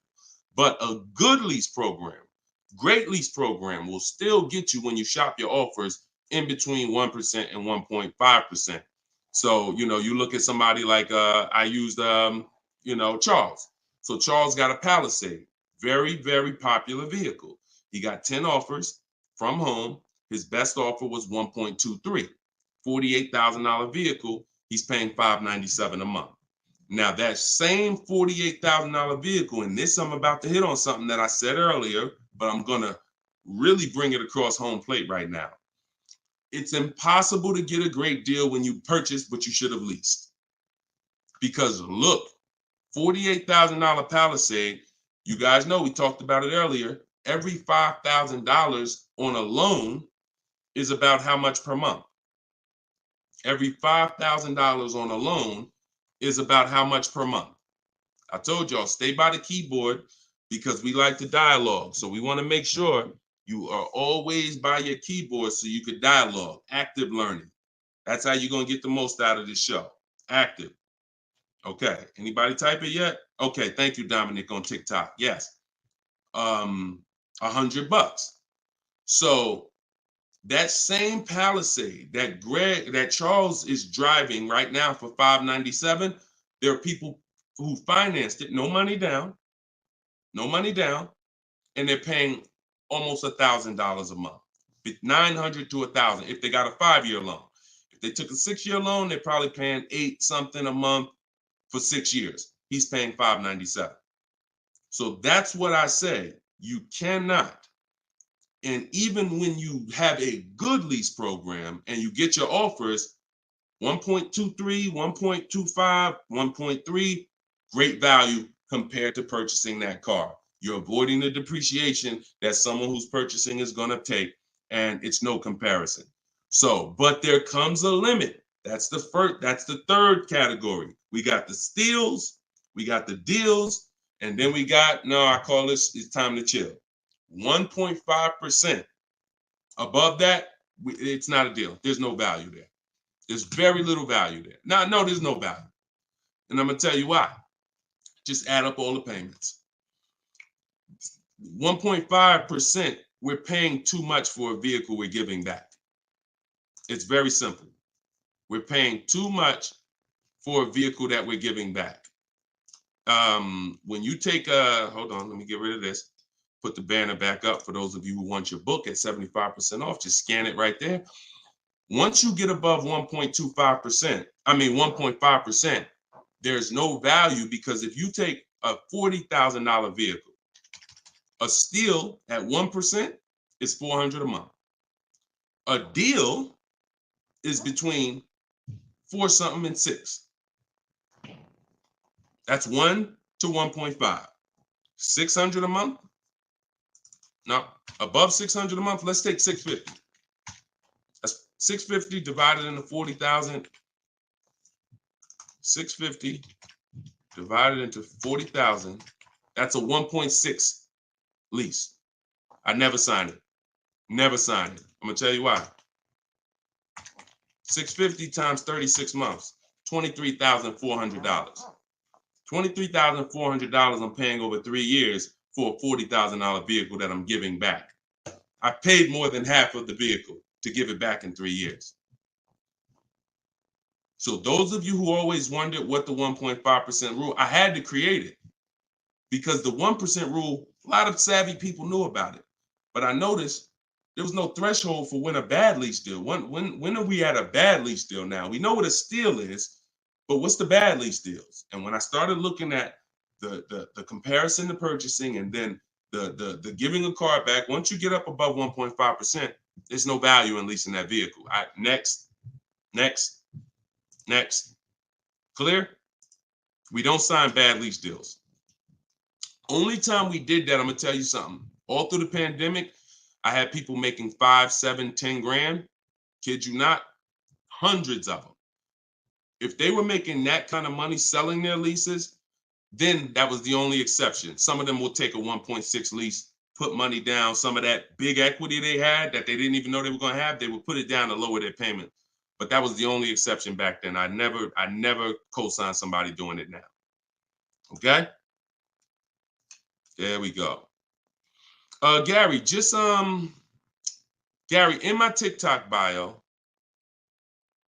are you on my email list? Send me an email. You want the whole, you just send me an email and we'll make sure we get you in. And that's a special price, and I'll get you the special price to join us. Okay. I don't know how, can we communicate on YouTube? I don't think we can. I think we can only communicate. If you follow me on any of the other platforms, Gary, YouTube, TikTok, Facebook, Instagram, they allow those direct messages and we'll be able to see you. Just send me a message and I'll get you I'll have the team find some special link to get you in at that price.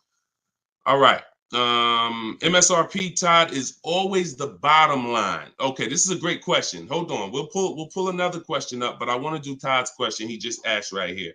He said, do you include freight and handling in the MSRP calculations? That's a great question. Very common. Let me show you this. When you are looking at the MSRP, y'all, leases and purchases of brand new cars, used car purchasing is different. But when you're shopping, we're always shopping based on the MSRP. So let me show y'all this. I'm actually going to save a window sticker right now, and I'm going to bring it onto the show. Hold on. All right, so let me go here. Boom. Check this out. All right, here we go. Hold on. It's loading. Boom. All right, so here's a window sticker. Now, these numbers can be a little confusing. We want to go right there. Right there. Total MSRP is all we care about. Right there. Total MSRP. Because you do pay for destination to get the car from the factory to the dealership. That's included. Like that's we pay for that. So it's no problem. We need to know. You don't want to account for any of these numbers up here before the option. It's always the bottom line MSRP, total MSRP. Now, if you ever see an addendum next to a window sticker, you see a handwritten addendum or a typed addendum that takes this total MSRP and it gives some other stuff next to it, we pay no attention to that. And in my case, if you're using what I'm teaching you, you would never even be talking to that dealer about getting a quote until you got home. So even if you go, the only time we would actually even see that particular dealer, that particular window sticker, is if we showed up to test drive the car and that particular one that we test drove just so happened to have the addendum on it. That's the only time we'd even see it. Quite honestly. It's no way, it's not even something, because we never talk numbers in the dealer. Your leverage is at home. Everything I'm teaching you is your leverage is at home. You can talk to multiple people from home. You can get bids from home. You can put people against each other from home. You're in control from home. You lose all of that sitting down at a car salesman's desk and going back and forth one-on-one. You can see the whole market at home. See, we get below market deals. I want you getting below market deals. There's no way for you to get below market deals without seeing enough offers to know the market. I can never sit down across the table from a car salesman and get a below market deal because I don't know what the market is. I only know what your price is. And every single one of your competitors is going to offer me a different price. Some higher, some lower, depending on who you are. And so I can only expose that information by being at home. But yes, everything we are doing is always based on that total MSRP, and that's how we do our calculations. Okay, great question. If everybody's getting value out of the show, could you type some dollar signs? Just type a dollar sign if you're enjoying the show so far. So if whenever you see this show, if you see the banner above us, then this is a rebroadcast. But if there's no banner, then we're live. So you can ask your questions, but you can always make sure that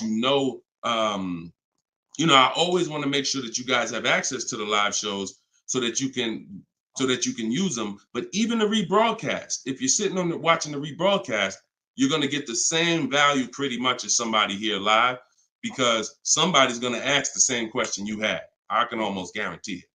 So I'm glad. I see a lot of dollar signs. Perfect. I see a lot of dollar signs. If you haven't subscribed to us on YouTube, please subscribe so that you can keep in touch with what we're doing here. And certainly, good job. I'm happy everybody's getting value. Go ahead, Dolan. We got a few more minutes. Post another question. Great questions today. All right, this one's from Instagram. I haven't had any car leases on my credit before. How likely will I be able to lease an $80,000 car? I have great credit. If you got great credit and income, then you could go for it. Great credit and income, you could go for it. Whether you have the car. Now, I'm going to tell you something. Mercedes did not want to be people's first lease. So there are snooty brands out there. I cannot tell you that because BMW may not be that way. Audi may not be that way. Range Rover may not be that way, because I think Chase does their leases. So, but when it comes to Mercedes, they didn't want to be your first lease. You really had to have some type of comparable credit. But if you have great credit and you have the income, then certainly I'd be going for a lease. No doubt about it. No doubt about it. Just like the chicken and the egg, you know what I mean? Like, which comes first? Or it's better is the job and the experience. You can't get a job without experience. You can't get experience without a job. So in this particular case, somebody has to be your first, lender, and most of them will. Yeah, most of them will. You know what I do too? One more thing. I have this in my book too. Just so y'all know, every little detail is not left out, because I've been doing this since 2006. I've heard every question, and I knew every question has a place. What I do, if I'm you, is before I even shop for a car, if I don't know for sure, even with great credit, if I could get approved, I would call and I'd ask for the finance manager, and I'd tell him my situation. And I say, hey, look, you know what? I got a 740 credit score. I make this a year. I never leased before, but what do you think? And if a Mercedes finance manager would tell you, nah, it's probably not going to work with Mercedes. But someone else would say, nah, that's fine. So that way you don't even waste your time getting all your offers just to find out that this is one of the snooty leasing companies. All right. All right, there we go. All right, shoot the next one up, Dolan.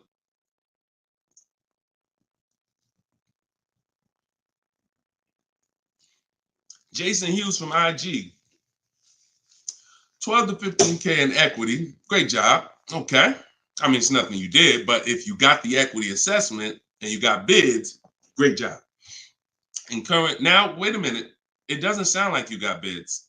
And I'm going to tell you why. Because it wouldn't be an equity range. That sounds like an estimate.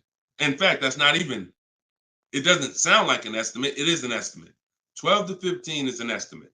When we get bids, when we do our equity assessment, we're getting bids and we're like, hey, I have $13,580 equity based on my highest offer from Driveway. See, get out of the ambiguity. Get out of the middle there. Let's get finite, definite numbers and stay out of these ranges and estimates, especially on things that take us 20 minutes to do. Call your bank, get your payoff, go online, CarMax, Driveway, Carvana, AutoNation, sell my car, Car Guru, sell my car, Kelly's Blue Book, instant cash offer. 20 minutes. Get your equity. 8 payments left, not keeping 8 years, now a good time to lease. 100%. 100%. There's no benefit in waiting. Listen, that is the path for a lot of people, Jason. A lot of people are going to discover what we're doing here, teaching by the numbers, not by emotion. And they're going to realize that not leasing has cost me money. Should I wait or should I just transition now? There's no reason to wait. There's no reason to wait. The only thing that would make you wait when you do your equity assessment is you have too much negative equity, you can't get out. That's the only time. Or you have a credit situation where you need to actually get your smart car, get a car for 2 years, rebuild your credit, and then go lease. Anybody else, no benefit. I'd be leasing tomorrow because I had a friend of mine, he's a close friend of mine. He's actually in my program. You know, he uses our stuff. And he's like, he had a Kia Telluride. Well, he had an accident. Vehicle got totaled. Now, he said, now I know the 8-year rule, Deshone. I'm going to lease this next one. He gets his bids. Last week, he leased the Kia Telluride for under $500 a month. The same vehicle that he was paying hundreds of dollars every month for. More. Hundreds of dollars more per month. I don't know what his payment was, but I know what a Kia Telluride costs to purchase. A $45,000 Kia Telluride to purchase with no money down is $800-900 a month. So he's literally under $5, no money down, when he was just paying hundreds more than that. So you're in the same situation. No point in waiting. Transition to a great value lease. Get your offers. You wish you could. You wish you would have did it sooner. All right. Go ahead. Next question, Dolan. Car brands will no longer offer V6. Buy the lease.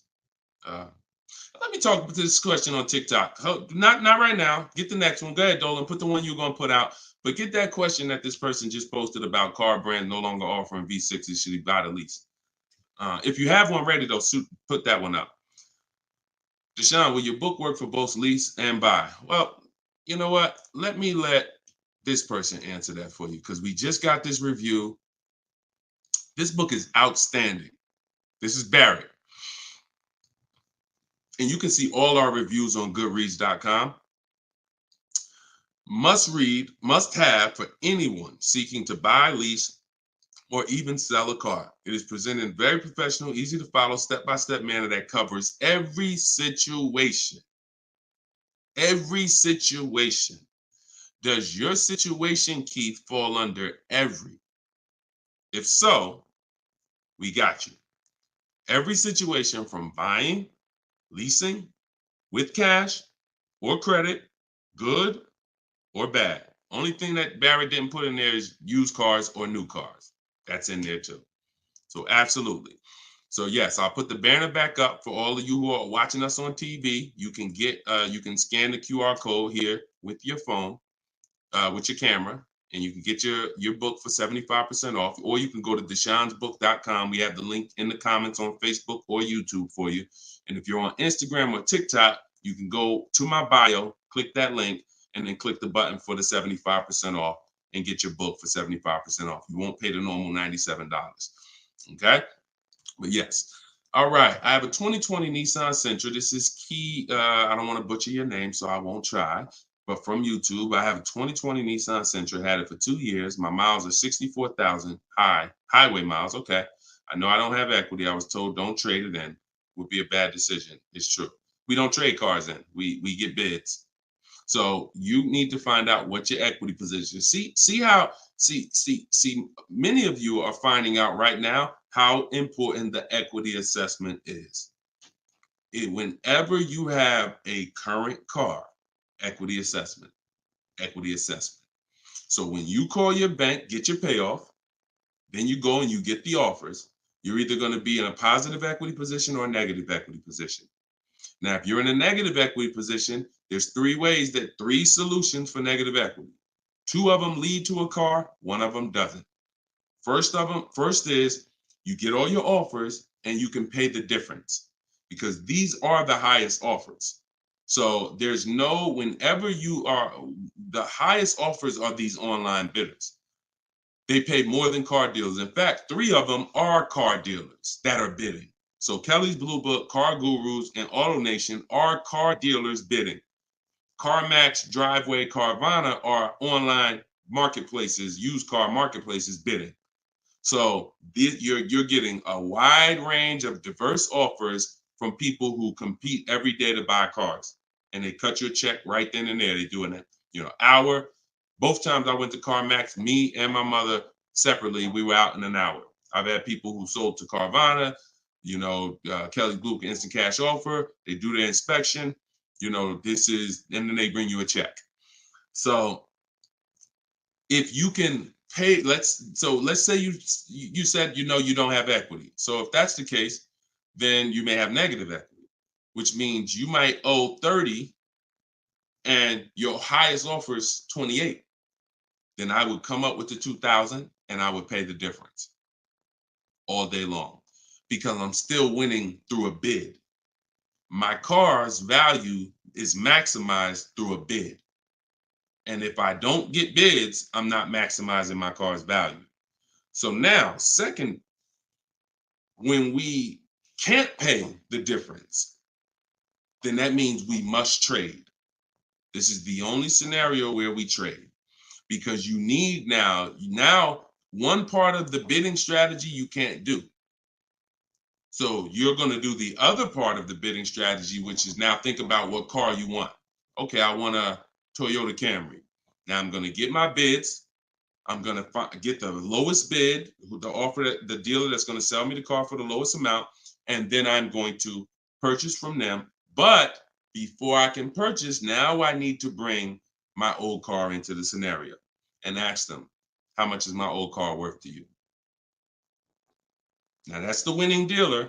You need them to bring that loan because you need them to carry that negative equity you have and put it on top of your existing deal. So you cannot depend on, don't even think that they're going to pay the amounts you had over here. Oh, Driveway was offering me 29. Yeah, you could tell them that, but again, they're not going to be able to pay that. They can't beat all their competition on the bid and then beat all the online buyers on the bid. So that's why I say your first option is always to pay the difference. Because you can win with bids there, you maximize, and then you do a separate transaction, you can still keep them separate. But if you cannot get bid, if you can't pay the difference, your only option is you have to trade that car in, and then you're going to let the dealer who you buy the car from wrap the negative equity into the existing lease. It's hopefully it's a lease because there shouldn't be any reason you're trading that car unless you just want a lease. To buy another car, unless you're saying you're keeping it 8 years, which, like I said, most people, I've been doing this for years, they're going from a finance to a lease. Now, one more scenario. I told y'all it's 3 ways out of negative equity. One leads to no car. You have too much negative equity and you cannot put it on top of the actual deal because banks have loan to value ratios. So if you have $10,000 of negative equity, you can't just slap that on top of a $30,000 or $40,000 car. It's going to be too much unless you put money down. So you can't if you got some cash, you can make the deal happen, but you're not going to be able to do a no money down deal because you're looking to have the bank approve the car, the tax, the fees, which probably another $1,500, and 10 grand of negative equity. And then you want to find that's too much because the dealer has to go to the bank and say, we know this car is priced at 40, but we'd like you to lend this person 54. They're not going to do it. They might lend max 50. So the more negative equity you have, if it's too much, you're either going to have to bring some cash to the table to get the deal done. And if you have no cash, you got to wait. You got to pay down the car. It's the only option. That's why I say, know the cause of negative equity. It's usually because you haven't leased.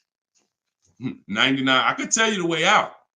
I just gave you the way out. That's in my book, 3 strategies for negative equity.